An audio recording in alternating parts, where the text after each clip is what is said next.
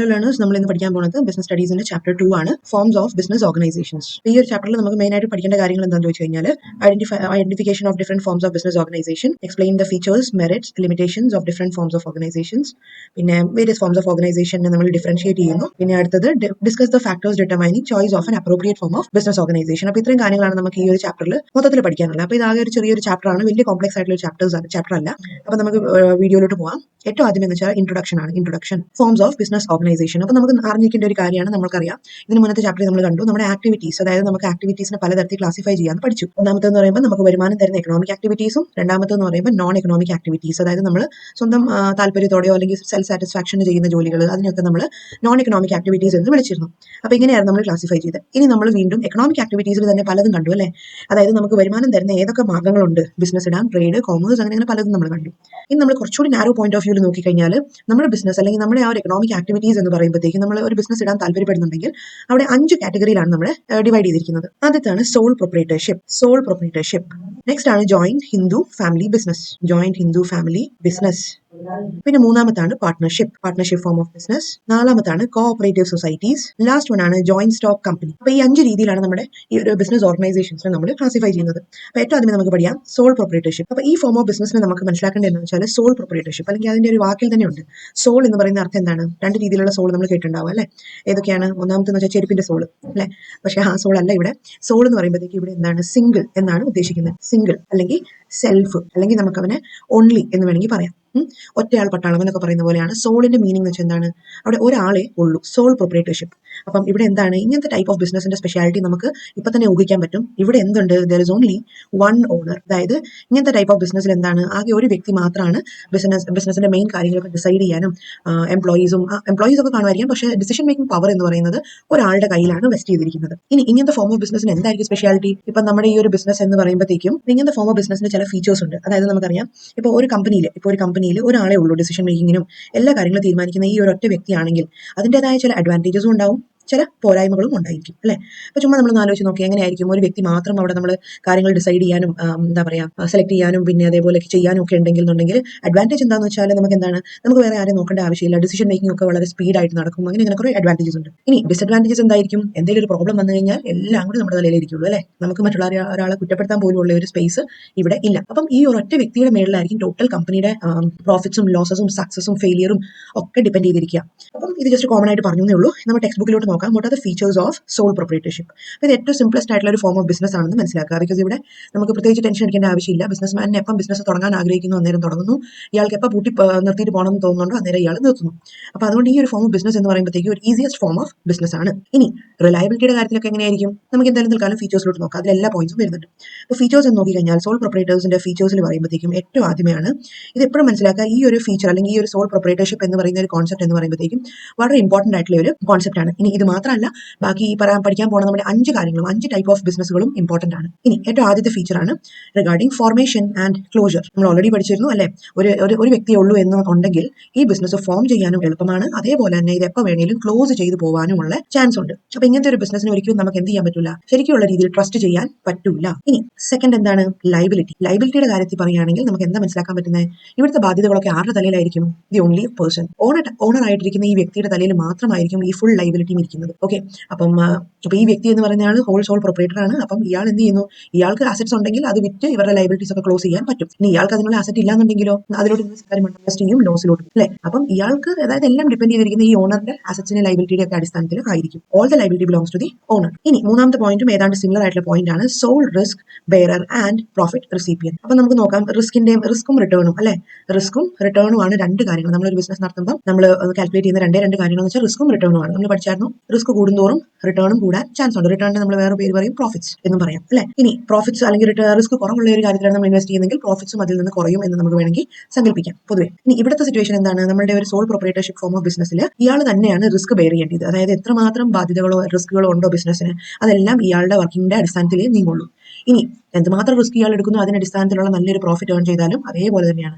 അന്നേരം ഇയാൾക്ക് മറ്റൊരാൾക്ക് ഷെയർ ചെയ്ത് വീതിച്ചു കൊടുക്കേണ്ട ആവശ്യമില്ല. പ്രോഫിറ്റ്സ് 1 lakh ഉള്ളൂ എങ്കിൽ അയാൾക്ക് അത് ഫുള്ളി എടുത്തുകൊണ്ട് പോകാം. ഇനി 100 lakh ഉണ്ടെന്നുണ്ടെങ്കിലോ അതും അയാൾക്ക് തന്നെയാണ്. ഇനി നെക്സ്റ്റ് ആണ് നാലാമത്താണ് കൺട്രോളിംഗ് പവർ. അതായത് നമ്മുടെ സോൾ പ്രൊപ്പറേറ്റർഷിപ്പിന്റെ ഓൾറെഡി പറഞ്ഞു, എല്ലാവിധ ഡിസിഷൻ മേക്കിംഗ് പവറും ആരുടെ കയ്യിൽ തന്നെയാണ്? അത് ഈ സോൾ പ്രൊപ്പറേറ്ററിന്റെ കയ്യിൽ തന്നെ ആണ്. ഇനി ഫിഫ്ത് വൺ ആണ് no separate entity. No separate entity എന്ന് പറയുമ്പോഴത്തേക്കും വേറെ ഒന്നുമല്ല, നമുക്ക് ഇവിടെ ഉദ്ദേശിക്കുന്നത് അതായത് ബിസിനസ്സുകളുടെ ഫീച്ചേഴ്സിൽ നമ്മൾ അക്കൗണ്ടൻസിയിലായിട്ടാണെങ്കിലും പഠിച്ചിട്ടുണ്ട്. അതായത് ഒരു വ്യക്തി ബിസിനസ് ഇടുവാണെങ്കിൽ ഇയാളുടെ ബിസിനസ് ആണെന്ന് പറഞ്ഞാൽ പോലും, ഇനി ഇയാൾ ഒരു 1 lakh rupees മുടക്കി ബിസിനസ് ഇട്ടാൽ പോലും ഇത് ഒരു ഇൻഡിവിജ്വൽ രണ്ടാമത് ഇൻഡിവിജ്വലിന് പൈസ കൊടുക്കുന്നതിന് തുല്യമാണ് എന്ന് നമ്മൾ പഠിച്ചിട്ടുണ്ട്. അതായത് ഒരു ബിസിനസ്സിന് സ്വന്തമായിട്ടുള്ള ഒരു വ്യക്തിത്വം നിലനിൽപ്പ് ഉണ്ട് എന്ന് നമ്മൾ പഠിച്ചിട്ടുണ്ടായിരുന്നു. അപ്പൊ ഇതേപോലെ തന്നെയാണ് ഇവിടെ പറയുന്നത്. പക്ഷേ ഇവിടെ എന്താണ് പ്രത്യേകത?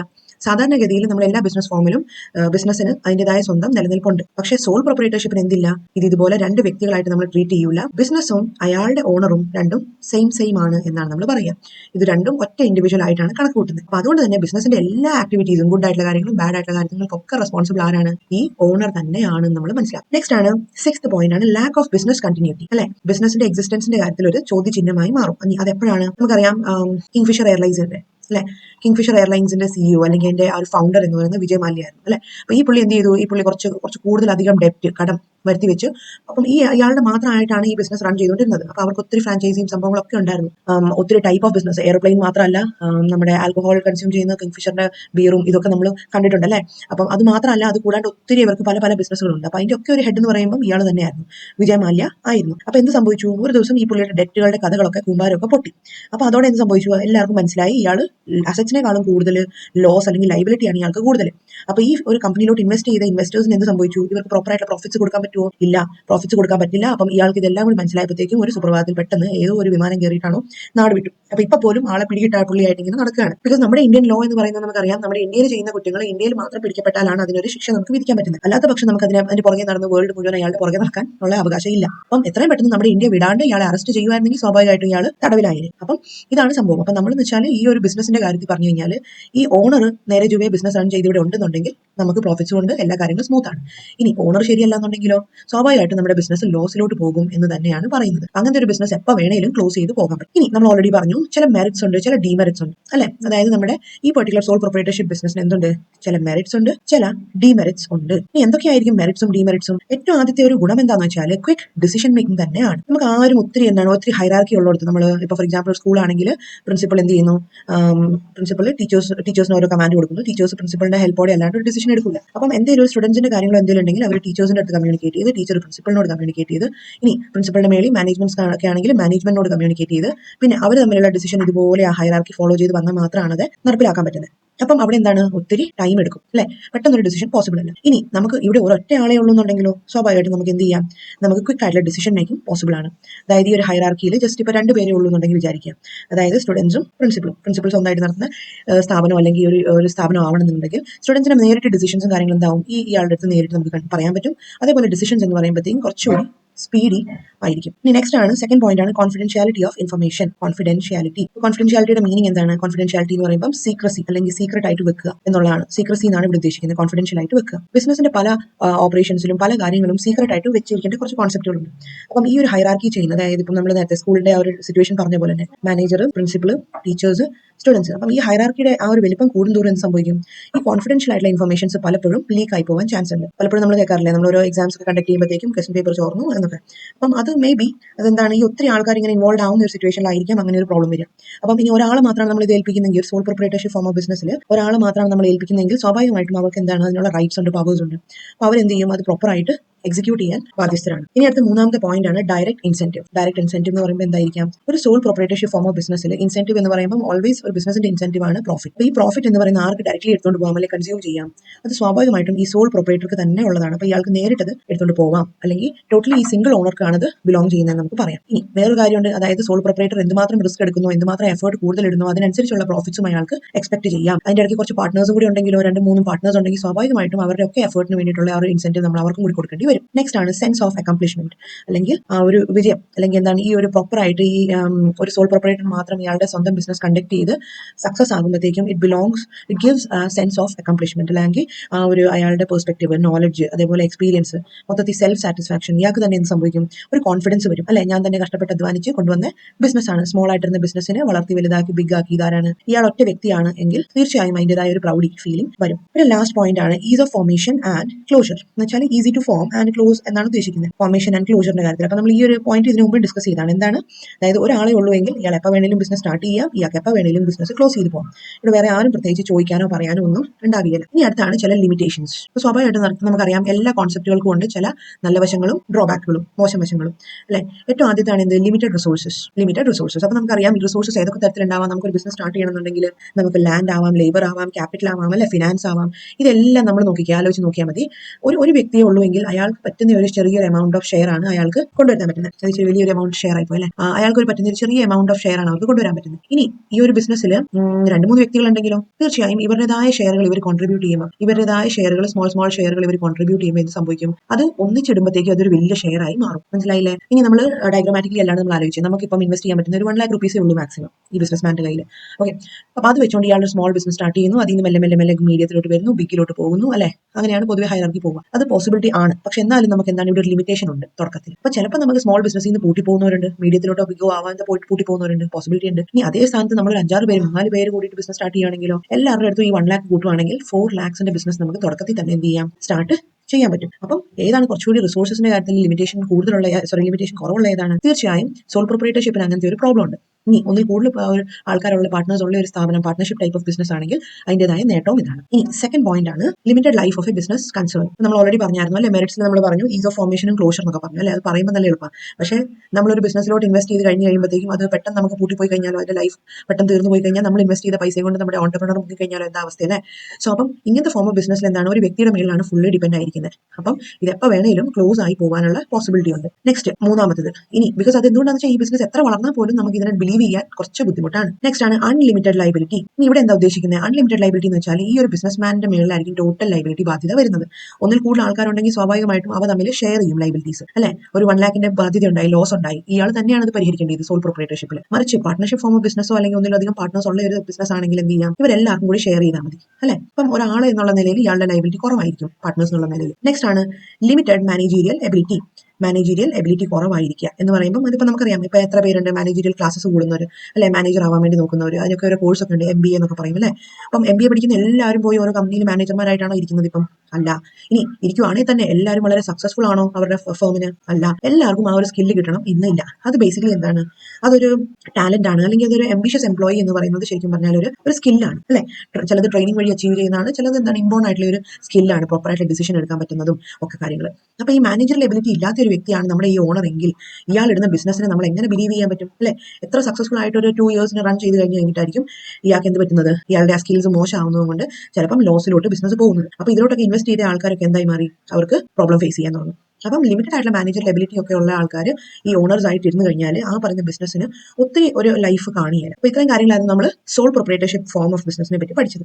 ഇനി അടുത്ത നമുക്ക് പഠിക്കാനുള്ള എന്താണെന്ന് വെച്ചാൽ സെക്കൻഡ് ഫോം ഓഫ് ബിസിനസ് ആണ് ജോയിന്റ് ഹിന്ദു ഫാമിലി ബിസിനസ്. ഇത് നമുക്കറിയാം പണ്ട് കാലത്ത് വെച്ചാൽ നമ്മുടെ ആ ഒരു എന്താണ് ബേസിക്കലി ഇന്ത്യ എന്ന് പറയുമ്പോൾ ഒരു ഹിന്ദു അല്ലെങ്കിൽ ഒരു ഹിന്ദുത്വ നേഷൻ ആണെന്നൊക്കെ പറയും അല്ലെ. അപ്പോൾ പണ്ടത്തെ ആ ഒരു ഫാമിലി ബിസിനസ് എങ്ങനെയായിരുന്നു? അതായത് ഒരു ഗ്രാൻഡ് ഫാദറും ഗ്രാൻഡ് മദറും ഒക്കെ കാണും. ഗ്രാൻഡ് ഫാദർ ബേസിക്കലി അല്ലെ മെയിൽ ഡോമിനേറ്റഡ് സിറ്റുവേഷൻ ആയിരുന്നല്ലോ, അപ്പം ഗ്രാൻഡ് ഫാദർ കാണും. പിന്നെ അതേപോലെ അവർക്കിപ്പോൾ ഒരു സാധാരണ 5-10 മക്കളൊക്കെ കാണും അല്ലെ. അപ്പം അങ്ങനെ കുറച്ച് പിള്ളേര് കാണും. എന്താ പറയണേ, മെയിലായിട്ടുള്ളവരും എന്താ ഞാൻ വരച്ച് വെച്ചേ, മെയിലായിട്ടുള്ളവരും ഫീമെയിൽ ആയിട്ടുള്ളവരും ഒക്കെ കുട്ടികളൊക്കെ കാണുമായിരിക്കും. ഓക്കെ, അപ്പം ഇവരെന്ത് ചെയ്യുന്നു? ഇവരുടെ തന്നെ ബിസിനസ് സ്റ്റാർട്ട് ചെയ്യുന്നു. ഇനി ഇവർക്ക് തന്നെ 2-3 കുട്ടികൾ ഇവിടെയും കാണുമായിരിക്കും, മെയിലായിട്ടുള്ളവരും ഫീമെയിൽ ആയിട്ടുള്ളവരും ഒക്കെ ആയിട്ട് ഇങ്ങനെ കുട്ടികൾ ഒത്തിരി വലിയൊരു ഫാമിലി, ഒരു കൂട്ടുകുടുംബ സെറ്റപ്പിലായിരുന്നു പണ്ടത്തെ ആൾക്കാരൊക്കെ ജീവിച്ചുകൊണ്ടിരുന്നത് അല്ലെ. അപ്പം പണ്ടത്തെ ഒരു സിറ്റുവേഷൻ എങ്ങനെയാണ്? ചില മൂവീസൊക്കെ കണ്ടിട്ടുണ്ടായിരിക്കുമല്ലോ, നമ്മളൊരു കമ്പനി റൺ ചെയ്യാന്ന് വെച്ചു, നമ്മളൊരു ബിസിനസ് ഉണ്ട്, ഒരു കമ്പനി റൺ ചെയ്യുവാണെങ്കിൽ അവിടെ ഏറ്റവും ഹെഡ് പൊസിഷനിൽ നിൽക്കുന്നതെന്ന് പറയുമ്പോൾ അവിടുത്തെ ഏറ്റവും സീനിയർ മോസ്റ്റ് ആളായിരിക്കും. അതിന് അയാളെ വിളിക്കുന്നതാണ് കർത്ത എന്ന് വിളിക്കും. ഓക്കെ, കർത്ത എന്ന് പറയുമ്പോൾ ആരാണ്? അപ്പം ഏറ്റവും സീനിയർ മോസ്റ്റ് ആയിട്ടുള്ള വ്യക്തിനെയാണ് നമ്മൾ കർത്ത എന്ന് വിളിക്കുന്നത്. ഓക്കെ, ഫാമിലിയിൽ ഏറ്റവും മുതിർന്ന എൽഡറിനെ ആയിട്ടുള്ള വ്യക്തിനെയാണ് നമ്മൾ വിളിക്കുക. ഇനി ഈ ഒരു ഫാമിലി ബിസിനസ്സിൽ എന്താണ്? ഇവിടുത്തെ മെയിൻ ആയിട്ടുള്ള ഹെഡ് പൊസിഷൻസ് ഒക്കെ, അഡ്മിനിസ്ട്രേറ്റീവ് ആയിട്ടുള്ള വലിയ വലിയ പൊസിഷൻസ് ഒക്കെ ഇവരുടെ ഫാമിലി മെമ്പേഴ്സിനെ കൊടുക്കുള്ളൂ. Okay, for example accountant, CEO അല്ലെങ്കിൽ ഇങ്ങനത്തെ വലിയ വലിയ ജോലികളെല്ലാം എന്ത് ചെയ്യും? അവിടുത്തെ കുടുംബക്കാർക്ക് കൊടുക്കുള്ളൂ, മക്കൾക്കോ അല്ലെങ്കിൽ മരുമക്കൾക്കോ അങ്ങനെയൊക്കെ ആയിട്ടുള്ള ആൾക്കാർക്ക് കൊടുക്കുള്ളൂ. പിന്നെ കുറച്ചുകൂടി താഴ്ന്ന ലെവലിലുള്ള ജോലി, അങ്ങനത്തെയൊക്കെ ജോലികളായിരിക്കും ചിലപ്പോൾ എന്ത് ചെയ്യുന്നത്? പുറത്തോട്ടുള്ള ആൾക്കാർക്കോ അല്ലെങ്കിൽ എന്താണ് കൊടുക്കുന്നത്. മനസ്സിലായില്ല? അപ്പം എന്ത് പറഞ്ഞാലും ഈ ടോട്ടൽ ഫാമിലി, ഒരു ഫാമിലിയിലുള്ള എല്ലാവരും കൂടി കൂടിയിട്ട് ബിസിനസ് റൺ ചെയ്യുന്നതിനെയാണ് ജോയിന്റ് ഹിന്ദു ഫാമിലി ബിസിനസ് എന്ന് പറയുന്നത്. അപ്പോൾ ഇതിൽ ഏറ്റവും മനസ്സിലാക്കേണ്ട കാര്യം എന്ന് പറയുമ്പോൾ കർത്തയുടെ ഡിസിഷൻസ് ആണ് ഇവിടെ ഏറ്റവും വാല്യൂബിൾ ആയിട്ടുള്ളത്. കർത്ത എന്ത് തീരുമാനിക്കുന്നു, അയാൾ എന്ത് പറയുന്നു, അത് തന്നെയായിരിക്കും അവിടുത്തെ റൂൾസ്. ഇനി നെക്സ്റ്റ് കാര്യം ഓർക്കേണ്ടതെന്ന് വെച്ചാൽ it is governed by the Hindu law. Hindu നിയമപ്രകാരം ആയിരിക്കാം ഇതിൽ എന്ത് ചെയ്യുന്നത്, റൂൾസ് ഫോളോ ചെയ്യുന്നത്. ഇനി ഇവിടുത്തെ മെമ്പർഷിപ്പ് എന്ന് പറയുന്നത് എങ്ങനെയായിരിക്കും, മെമ്പർഷിപ്പ് എങ്ങനെയാണ് കിട്ടുന്നത് ഈ പറഞ്ഞ കമ്പനിയിൽ? നമുക്കിപ്പോൾ for example batta company, batta എന്ന് പറയുമ്പോൾ അറിയാലോ ഏതാ, ചെരുപ്പ് കമ്പനി അല്ലേ. അപ്പം ഫേമസ് ആയിട്ടുള്ള ഒരു ഷൂസ് ബ്രാൻഡാണ്. അപ്പം ഇപ്പം ഇതെന്തായിരിക്കും, ഇപ്പം ബാറ്റ കമ്പനിയുടെ നമുക്ക് ഷെയർ വേണമെങ്കിൽ നേരെ ചെന്ന് നമുക്ക് സ്റ്റോക്ക് എക്സ്ചേഞ്ചിൽ നിന്നും പിന്നെ എന്താണ് പർച്ചേസ് ചെയ്താൽ മതി. സ്റ്റോക്സ് പർച്ചേസ് ചെയ്ത് കഴിഞ്ഞാൽ നമ്മൾ ഇതായി. പിന്നെ അതേപോലെ ഡിബെഞ്ചേഴ്സ് പർച്ചേസ് ചെയ്ത് കഴിഞ്ഞാൽ ആയി അല്ലെ, നമുക്ക് അതിന്റെ ഒരു പാർട്ട്ണർ ആവാൻ പറ്റും, റൈറ്റ്? സോ ബട്ട് ഇതുപോലെ ജോയിന്റ് ഹിന്ദു ഫാമിലി ബിസിനസ്സിൽ പറ്റുമോ? ഇല്ല.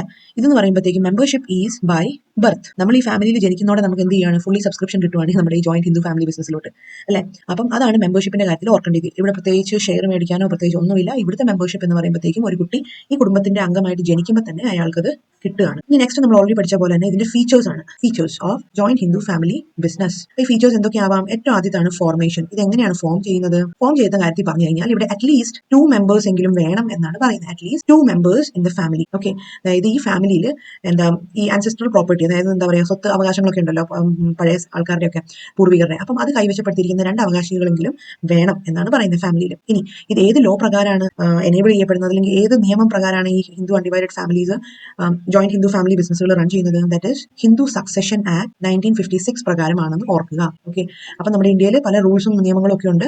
അപ്പം ഇങ്ങനത്തെ കുറച്ച് ഇമ്പോർട്ടന്റ് ആക്ടുകളൊക്കെ മനസ്സിലാക്കി വെക്കുക കേട്ടോ. സോ അപ്പം ഹിന്ദു സക്സഷൻ ആക്ട് 1956 പ്രകാരമാണ് നമ്മുടെ ജോയിന്റ് ഹിന്ദു ഫാമിലി ബിസിനസ്സുകൾ റൺ ചെയ്യുന്നത്. ഇനി രണ്ടാമത്തെ കാര്യമാണ് ലൈബിലിറ്റി. ലൈബിലിറ്റിയുടെ കാര്യം പറഞ്ഞു കഴിഞ്ഞാൽ എന്താ പറയാൻ പറ്റും നമുക്ക്?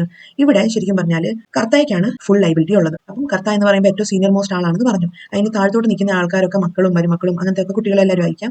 അപ്പം ഹോൾ സോൾ റെസ്പോൺസിബിലിറ്റി അല്ലെങ്കിൽ ഏറ്റവും കൂടുതൽ അൺലിമിറ്റഡ് ലൈബിലിറ്റി ആയിരിക്കും കർത്തായുടെ പറ്റി നമ്മൾ പറയുമ്പോഴത്തേക്ക്. കർത്തായുടെ ലൈബിലിറ്റിയാണ് അൺലിമിറ്റഡ് ആണ്. ഇനി മൂന്നാമത്താണ് കൺട്രോൾ, ടോട്ടൽ. അപ്പം നമ്മൾ നേരത്തെ പറഞ്ഞ പോലെ തന്നെ കൺട്രോൾ എന്ന് പറയുന്ന കാര്യത്തിൽ ആരായിരിക്കും ഏറ്റവും റെസ്പോൺസിബിൾ? തീർച്ചയായും കർത്ത എന്ന് പറയുന്ന ആൾ തന്നെയാണ് ഫാമിലി ഏറ്റവും മുതിർന്ന ആൾ എന്നുള്ള നിലയിൽ റെസ്പോൺസിബിൾ ആവേണ്ടത് എല്ലാ കാര്യത്തിലും. ഇനി വേറൊരു കാര്യം നമ്മൾ പഠിക്കാൻ വിട്ടുപോയി. അതായത് കർത്ത എന്ന് പറയുമ്പോൾ ഏറ്റവും മുതിർന്ന ആളാണ് നമ്മൾ പഠിച്ചു. നമ്മുടെ ഫാമിലി ട്രെയിൽ കർത്താടെ താഴെ വരുന്ന മക്കളും മരുമക്കളും കൊച്ചുമക്കളും ഒക്കെ ആണെങ്കിൽ അവരെ നമ്മൾ എന്ത് വിളിക്കും? അവർ ഈ ബിസിനസിന്റെ ഭാഗമല്ലേ. അപ്പൊ ഏറ്റവും മോസ്റ്റ് സീനിയർ മോസ്റ്റ് ആണ് നമ്മൾ കർത്ത എന്ന് വിളിക്കുന്നു. അതിന്റെ താഴെയുള്ള ബാക്കി നമ്മുടെ മക്കളും കൊച്ചുമക്കളും എല്ലാവരെയും കൂടി നമ്മൾ വിളിക്കുന്നു കോ പാഴ്സണേഴ്സ് എന്ന് നമ്മൾ വിളിക്കും. അപ്പൊ അതെപ്പോഴും ഓർത്തിരിക്കുക കേട്ടോ. കോ പാഴ്സണേഴ്സ് എന്ന് പറയുമ്പോൾ എന്താണ്? കർത്ത കൂടാണ്ട് ബാക്കി ആരൊക്കെ ഈ ഫാമിലി ജോയിന്റ് ഹിന്ദു ഫാമിലി ബിസിനസ്സിലുണ്ടോ അവരെ വിളിക്കുന്നതാണ് കോ പാഴ്സണേഴ്സ്. ഇനി നാലാമത്തെ പോയിന്റ് ആണ് കണ്ടിന്യൂറ്റി. ഇനി നമുക്കറിയാം കർത്ത എന്ന് പറയുന്ന ആരാണ്? ഏറ്റവും വലിയ മുത്തച്ഛനായിരിക്കും അല്ലെ. 90 വയസ്സൊക്കെ ഉണ്ടായിരിക്കും പുള്ളിക്ക്, അല്ലെങ്കിൽ 90, 92, 100 ഒക്കെ ആയിരിക്കും പുള്ളിക്ക്. അപ്പം നിർബന്ധമില്ല കേട്ടോ, ഏറ്റവും പ്രായം കൂടിയ ആൾ എന്നുള്ളതേ ഉള്ളൂ.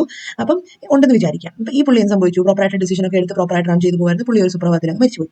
അപ്പം നെക്സ്റ്റ് ആരായിരിക്കും? അടുത്ത ആൾ ഡിസൈഡ് ചെയ്തിട്ടില്ലേ പോലും ഇവിടുത്തെ റൂൾ പ്രകാരം, ഹിന്ദു സക്സഷൻ ആക്ട് പ്രകാരം പറയുന്നത് അടുത്ത എൽഡസ്റ്റ് മെമ്പർ, അതായത് നെക്സ്റ്റ് എൽഡസ്റ്റ് മെമ്പർ എന്ന് പറയുമ്പോൾ എന്താണ്? അടുത്ത കുടുംബത്തിലുള്ള മുതിർന്ന ആള് ആയിരിക്കും ഇവിടുത്തെ മെമ്പർ കർത്ത ആയിട്ട് നമ്മൾ പരിഗണിക്കുന്നത്. ഓക്കെ, ഇനി അഞ്ചാമത്താണ് മൈനർ മെമ്പേഴ്സ്. അപ്പൊ നമുക്കറിയാം, അതായത് നമ്മുടെ ജോയിന്റ് ഹിന്ദു ഫാമിലി ബിസിനസ്സിൽ കർത്ത ഉണ്ട്, അവരുടെ കുട്ടികൾ എല്ലാവരും കൂടി ഇതിന്റെ മെമ്പേഴ്സ് ആണ് എന്നൊക്കെ നമ്മൾ പറയുന്നു. കുട്ടികളും അവരുടെ കുട്ടികളും പിന്നെ ഇനി അവർക്ക് കുട്ടികൾ ഉണ്ടായി കഴിഞ്ഞാൽ അവരും എല്ലാവരും ഇതിന്റെ മെമ്പേഴ്സ് ആണ് നമ്മൾ പറഞ്ഞു. അപ്പൊ ഇവിടെ എന്താണ്? മൈനർ മെമ്പേഴ്സിനും എന്താവാം? ഇതിന്റെ പാർട്ട്നേഴ്സ് ആവാം. സാധാരണഗതിയിൽ നമ്മുടെ ആ ഒരു കമ്പനി ലോയുടെ ആക്ട് പ്രകാരം പറയുവാണെങ്കിൽ, നിയമം അനുസരിച്ച് പറഞ്ഞാൽ 18 ഇയേഴ്സിൽ താഴെയുള്ള കുട്ടികൾ അല്ലെങ്കിൽ ബിലോ 18 ആൾക്കാർക്ക് ഒരിക്കലും എന്താ പറയാ എഗ്രിമെന്റുകൾ ഒപ്പിടാൻ പറ്റൂല. അതേപോലെ എന്താണ്, ബിസിനസ്സിൽ പാർട്ട്നേഴ്സ് ആവാൻ പറ്റൂല എന്നൊക്കെ റൂൾസ് ഉണ്ട്. പക്ഷേ ഇതൊന്നും HUF ബാധകമല്ല, ഹിന്ദു അൺഡിവൈഡഡ് ഫാമിലി ബിസിനസ്സിന് ബാധകം അല്ല. ജോയിന്റ് ഹിന്ദു ഫാമിലി ബിസിനസ്സിൽ ഒരു കുട്ടി ജനിക്കുവാണെങ്കിൽ തന്നെ അവന് ഡയറക്ട്ലി അതിന്റെ അവകാശങ്ങളൊക്കെ കിട്ടുവാണ്. അപ്പോൾ അവനൊരു അത്യാവശ്യം ഒരു ബോധമുള്ള ഒരു പ്രായമൊക്കെ ആയി കഴിയുമ്പോൾ അവനും എന്ത് ചെയ്യാം? ഈ ഡിസിഷൻസിലൊക്കെ പങ്കെടുക്കാം, ബിസിനസ്സിലോട്ടൊക്കെ പങ്കെടുക്കാം. നമ്മൾ നേരത്തെ പറഞ്ഞ പോലെ തന്നെ ഇതിനുകൊണ്ട് ചില അഡ്വാൻറ്റേജസും ഡിസഡ്വാൻറ്റേജസും എന്ന് പറയും, മെറിറ്റ്സും ഡിമെറിറ്റ്സും. ഇനി എന്തൊക്കെയാണ് ഇതിന്റെ മെറിറ്റ്സും ഡിമെറിറ്റ്സും നമുക്ക് നോക്കാം. ഏറ്റവും ആദ്യത്തെ മെറിറ്റ് എന്ന് പറയുമ്പോൾ എഫക്റ്റീവ് കൺട്രോൾ ഈസ് പോസിബിൾ. ഇനി അതിന്റെ മീനിങ് എന്തായിരിക്കും? അതായത് നമുക്ക് അറിയാം, ഏറ്റവും മുതിർന്ന ആളെന്ന് പറയുമ്പോൾ കർത്താണ്. കർത്താരുടെ ഡിസിഷൻസ് എന്താണോ അത് ബാക്കി എല്ലാവരും ഫോളോ ചെയ്യാൻ ബാധ്യസ്ഥരാണ്. അപ്പോൾ സ്വാഭാവികമായിട്ടും ഒരാൾ മാത്രം അവിടെ ഡിസിഷൻ എടുക്കാനുള്ള പവർ ഉള്ളതുകൊണ്ട് കൺട്രോൾ എന്ന് പറയുന്നത് ഈസിലി പോസിബിൾ ആണ്. ഇനി നെക്സ്റ്റ് ആണ് കണ്ടിന്യൂഡ് ബിസിനസ് എക്സിസ്റ്റൻസ്. അപ്പോൾ നമുക്കറിയാം, നമ്മുടെ സോൾ പ്രൊപ്പറേറ്റർഷിപ്പ് ബിസിനസിന്റെ പ്രത്യേകത എന്തായിരുന്നു? അവിടെ ഒരാൾ മാത്രമാണ് ബിസിനസ് നടത്തുന്നത്. അപ്പോൾ അയാൾ മരിച്ചു പോയി കഴിഞ്ഞ് കഴിഞ്ഞാൽ അതോടെ ബിസിനസ് എൻഡ് ആവുകയാണ്, അതിന്റെ ലൈഫ് എൻഡ് ആവുകയെന്ന് പഠിച്ചു. പക്ഷേ ഇവിടുത്തെ സിറ്റുവേഷനിൽ എങ്ങനെയാണ്? കർത്ത എന്ന് പറയുന്ന ഏറ്റവും എൽഡസ്റ്റ് ആളാണെന്ന് പറഞ്ഞു ഫാമിലിയിലെ. ഇനി ഇയാൾ മരണപ്പെടുകയാണെന്നുണ്ടെങ്കിൽ അടുത്ത എൽഡസ്റ്റ് ആളായിരിക്കും കർത്ത ആയിട്ട് സെലക്ട് ചെയ്യപ്പെടുന്നത്.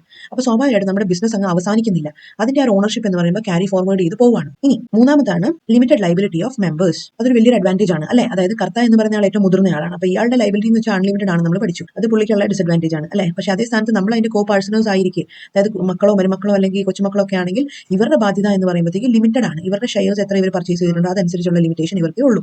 ഫോർ എക്സാമ്പിൾ പറയാൻ കാരണം വെച്ചാൽ, ഞാനിപ്പം ഈ ഒരു ഫാമിലിയിലെ മെമ്പർ ആണെങ്കിൽ ഞാൻ 1 lakh rupees ഇൻവെസ്റ്റ്മെന്റ് നടത്തിയിട്ടുണ്ടെങ്കിൽ എനിക്ക് 1 lakh rupees ബാധ്യത ഏൽക്കാനുള്ള ബാധ്യതയേ ഉള്ളൂ. അപ്പം ഞാനായിട്ടൊരു 2 lakh rupees ലൈബിലിറ്റി അല്ലെങ്കിൽ ലോസ് വരുത്തി വെച്ചാൽ പോലും എനിക്കത് റെസ്പോൺസിബിൾ റെസ്പോൺസിബിൾ ആവേണ്ട ആവശ്യമില്ല.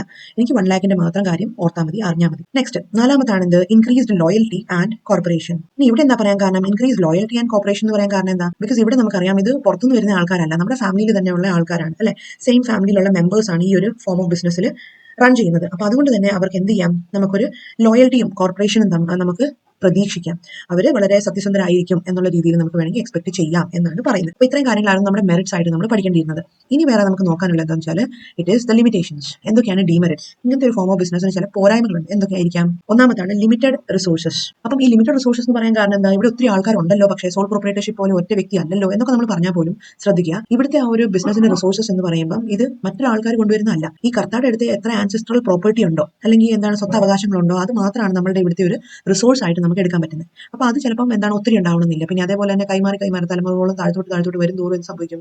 അത് ചിലപ്പോൾ ചെറുതായി പോകും അല്ലെ, അതിന്റെ പ്രോപ്പർട്ടീസ് ഡിവൈഡ് ചെയ്ത് വരുമ്പോഴത്തേക്കും ചെറുതായിട്ട് വരും, റിസോഴ്സസ് അപ്പം കുറഞ്ഞു വരും. രണ്ടാമത്തെ പോയിന്റ് ആണ് unlimited liability of Kartha. Already നമ്മൾ പറഞ്ഞായിരുന്നു അല്ലെ, കർത്ത എന്ന് പറയുന്ന ആളുടെ ലൈബിലിറ്റി എന്ന് പറയുമ്പോൾ എന്തായിരിക്കും? അത് അൺലിമിറ്റഡ് ആണ്.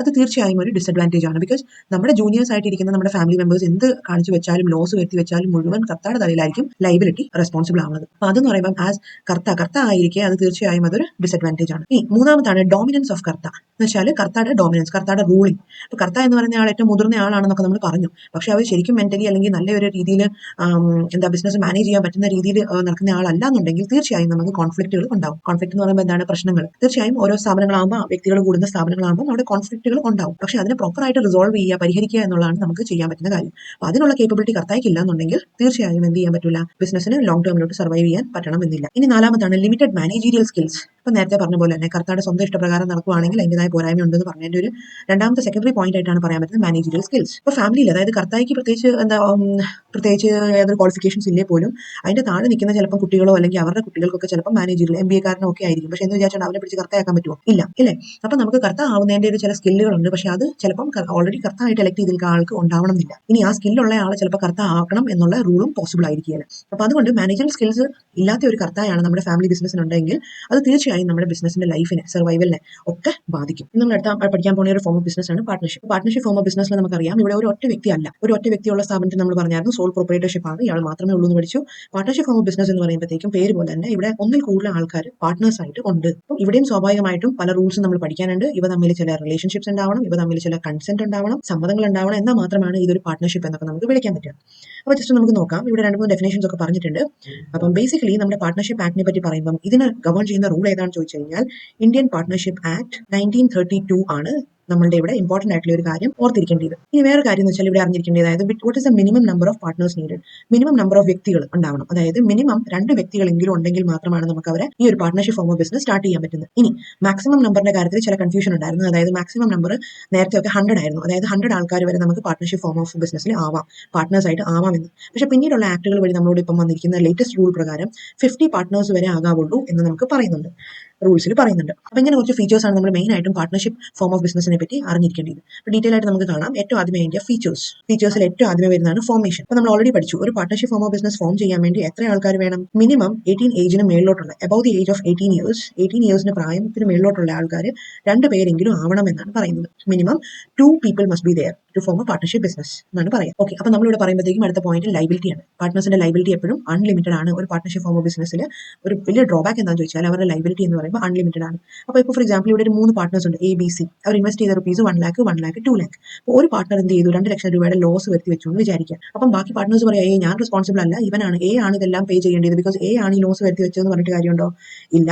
ഈ പാർട്ട്നേഴ്സ് ഇവരുടെ പേഴ്സണൽ അസറ്റ്സ് ലൈക്ക് വണ്ടി, വെഹിക്കിൾ, പിന്നെ അതേപോലെ എന്തായാലും ബിൽഡിങ്ങോ അല്ലെങ്കിൽ പിന്നെ മെഷീനറിയോ, വീട്ടിലിരിക്കുന്ന എന്തെങ്കിലുമൊക്കെ അസറ്റ്സോ, ഹോമിലിരിക്കുന്ന അസറ്റ്സോ എന്ത് വിറ്റിട്ടാണെങ്കിലും വേണ്ടിയില്ല, ഈ കടം എന്ന് പറയുന്നത് വീട്ടാനുള്ള ബാധ്യത 3 പേർക്കും ഉള്ളതാണ്. അല്ലാണ്ട് ഇത് വരുത്തി വെച്ച Aക്ക് മാത്രമല്ല, ഇവർ 3 പേർക്കും ഉള്ള ബാധ്യതയാണ് ഈ 2 lakh. ഇനി മൂന്നാമതാണ് റിസ്ക് ബെയറിംഗ്. റിസ്ക് ബെയറിംഗ് എന്ന് പറയുമ്പോൾ എന്താണ്? റിസ്ക് ബെയർ ചെയ്യാനുള്ള അല്ലെങ്കിൽ താങ്ങാനുള്ള, സഹിക്കാനുള്ള. അപ്പം റിസ്ക് ബെയറിംഗിന്റെ കാര്യം പറഞ്ഞു കഴിഞ്ഞാൽ പാർട്ണർഷിപ്പ് ഫോം ഓഫ് ബിസിനസ്സിൽ റിസ്ക് ആണെങ്കിലും റിട്ടേൺസ് ആണെങ്കിലും, റിസ്ക്കും റിട്ടേൺസ് അല്ലെങ്കിൽ പ്രോഫിറ്റ്സ് ആണെങ്കിലും ഈ പാർട്ട്നേഴ്സിന്റെ ഇടയിൽ എന്ത് തീരുമാനമാണോ ആ ഒരു രീതിയിലായിരിക്കും ഇവർ ഷെയർ ചെയ്യുക. ഫോർ എക്സാമ്പിൾ 1:1 എന്നാണെങ്കിൽ ലോസ് ഉണ്ടായാലും ഇവർ ഈക്വലി വീതിച്ചെടുക്കും വീതിച്ചെടുക്കണം. പ്രോഫിറ്റ്സ് ഉണ്ടായാലും ഇവർ ഈ റേഷ്യോയിൽ തന്നെ വീതിച്ചെടുക്കണം. ഇനി ഒരു പാർട്ണർ ഇൻവെസ്റ്റ് ചെയ്തത് കൂടുതലാണ്, രണ്ടാമത്തത് ഇച്ചിരി കുറവാണ്, മൂന്നാമത്തത് ഇങ്ങനെയാണെന്നുണ്ടെങ്കിൽ ഇവർ ഈ റേഷ്യോയിൽ തന്നെ ഇവരുടെ പ്രോഫിറ്റ്സ് ആൻഡ് ലോസസും വീതിച്ച് എടുക്കണം. അപ്പൊ ഇത് ടോട്ടലി പാർട്ട്നേഴ്സിന്റെ കയ്യിലുള്ള തീരുമാനങ്ങളാണ്. അവരെങ്ങനെ നമുക്ക് ഈ പാർട്ട്ണർഷിപ്പ് ഡീഡ് എന്ന് പറഞ്ഞ ഒരു സാധനം ഒപ്പുവെക്കുന്നു. പാർട്ട്ണർഷിപ്പ് ഡീഡ് എന്ന് പറയുമ്പോഴത്തേക്കും ഇത് ഒരു ബൈബിൾ പോലെയാണ് ഇവരുടെ. ഇതിലാണ് എല്ലാ റൂൾസും പോളിസീസും ഒക്കെ എഴുതുന്നത്. അപ്പം ഈ റൂൾസും പോളിസീസും ഒക്കെ ആദ്യമേ എന്ത് തിട്ടപ്പെടുത്തിയിട്ടുണ്ടോ അതുപോലെ തന്നെ ഫോളോ ചെയ്യാനുള്ള ബാധ്യത ഉണ്ട്. ഇനി നാലാമത്താണ് ഡിസിഷൻ മേക്കിംഗ് ആൻഡ് കൺട്രോൾ. ഇപ്പൊ ഇവിടെയും പറയാനുള്ള ഇതാണ്, ഡിസിഷൻ മേക്കിംഗ് ആണെങ്കിലും കൺട്രോൾ ആണെങ്കിലും ഇവിടെ ഒരാളുടെ കയ്യിലല്ല ഡിസിഷൻ ഇരിക്കുന്നത്, മറിച്ച് ഇവിടെ പാർട്ട്നേഴ്സ് 3 പേരും അല്ലെങ്കിൽ എത്ര പാർട്ട്നേഴ്സ് ഉണ്ടോ അവരെല്ലാവരുടെയും കൂടി ഒത്തൊരുമിച്ചുള്ള ഒരു തീരുമാനമായിരിക്കും ഇവിടെ ഡിസിഷൻ ആയിട്ട് വരേണ്ടത്. ഒരു പാർട്ട്ണർക്കെങ്കിലും സമ്മതം ഇല്ലായ്മയുള്ളത്ത കാര്യമാണെങ്കിൽ അവരെ ഈ ഡിസിഷനും അവർ എടുക്കാൻ പറ്റൂല. ഫോർ എക്സാമ്പിൾ ഇപ്പം ഇതുവരെ നമ്മൾ 100 യൂണിറ്റ്സ് ആയിരുന്നു പ്രൊഡ്യൂസ് ചെയ്തോണ്ടിരുന്നത്. ഇപ്പം ഒരു ബാഗോ എന്തെങ്കിലും നമ്മൾ പ്രൊഡ്യൂസ് ചെയ്യുന്നവർ പാർട്ണർഷിപ്പ് ബിസിനസ് ആയിട്ടെന്ന് വെച്ചു. അപ്പൊ 100 യൂണിറ്റ് ആയിരുന്നു ഇത്ര നാൾ പ്രൊഡ്യൂസ് ചെയ്യുന്നത്. അപ്പൊ നമുക്കതൊരു 110 യൂണിറ്റ് പ്രൊഡ്യൂസ് ചെയ്താൽ കൊള്ളാമെന്ന് ഉണ്ട്. അപ്പൊ നമ്മൾ എന്ത് ചെയ്തു, എയും ബിയും സിയും ആണ് പാർട്ട്നേഴ്സ് ആയിട്ടുള്ളത്. ഓക്കെ, അപ്പം ഈ 3 മാത്രമല്ല, നമുക്ക് എത്ര നമ്പേഴ്സ് വേണേലും ആവാം, അത് ശ്രദ്ധിക്കുക. ഇനി നമുക്ക് എയ്ക്കും ബിക്കും സമ്മതമാണ്, പക്ഷേ സി പറയാണ് വേണ്ട 100 യൂണിറ്റ് തന്നെ പ്രൊഡ്യൂസ് ചെയ്താൽ മതി എന്ന് പറയുകയാണെങ്കിലോ, അപ്പം എയും ബിയും മാത്രം ഡിസൈഡ് ചെയ്ത് 110 യൂണിറ്റ്സ് പ്രൊഡ്യൂസ് ചെയ്യാൻ പറ്റുമോ? ഇല്ല, അത് പോസിബിൾ അല്ല. 3 പാർട്ട്നേഴ്സിന്റെയും കൂടി സമ്മതം ഉണ്ടെങ്കിൽ മാത്രമാണ് നമുക്ക് ഒരു ഡിസിഷൻ എടുക്കാൻ പറ്റുന്നത്. ഇനി 5th വൺ ആണ് കണ്ടിന്യൂറ്റി.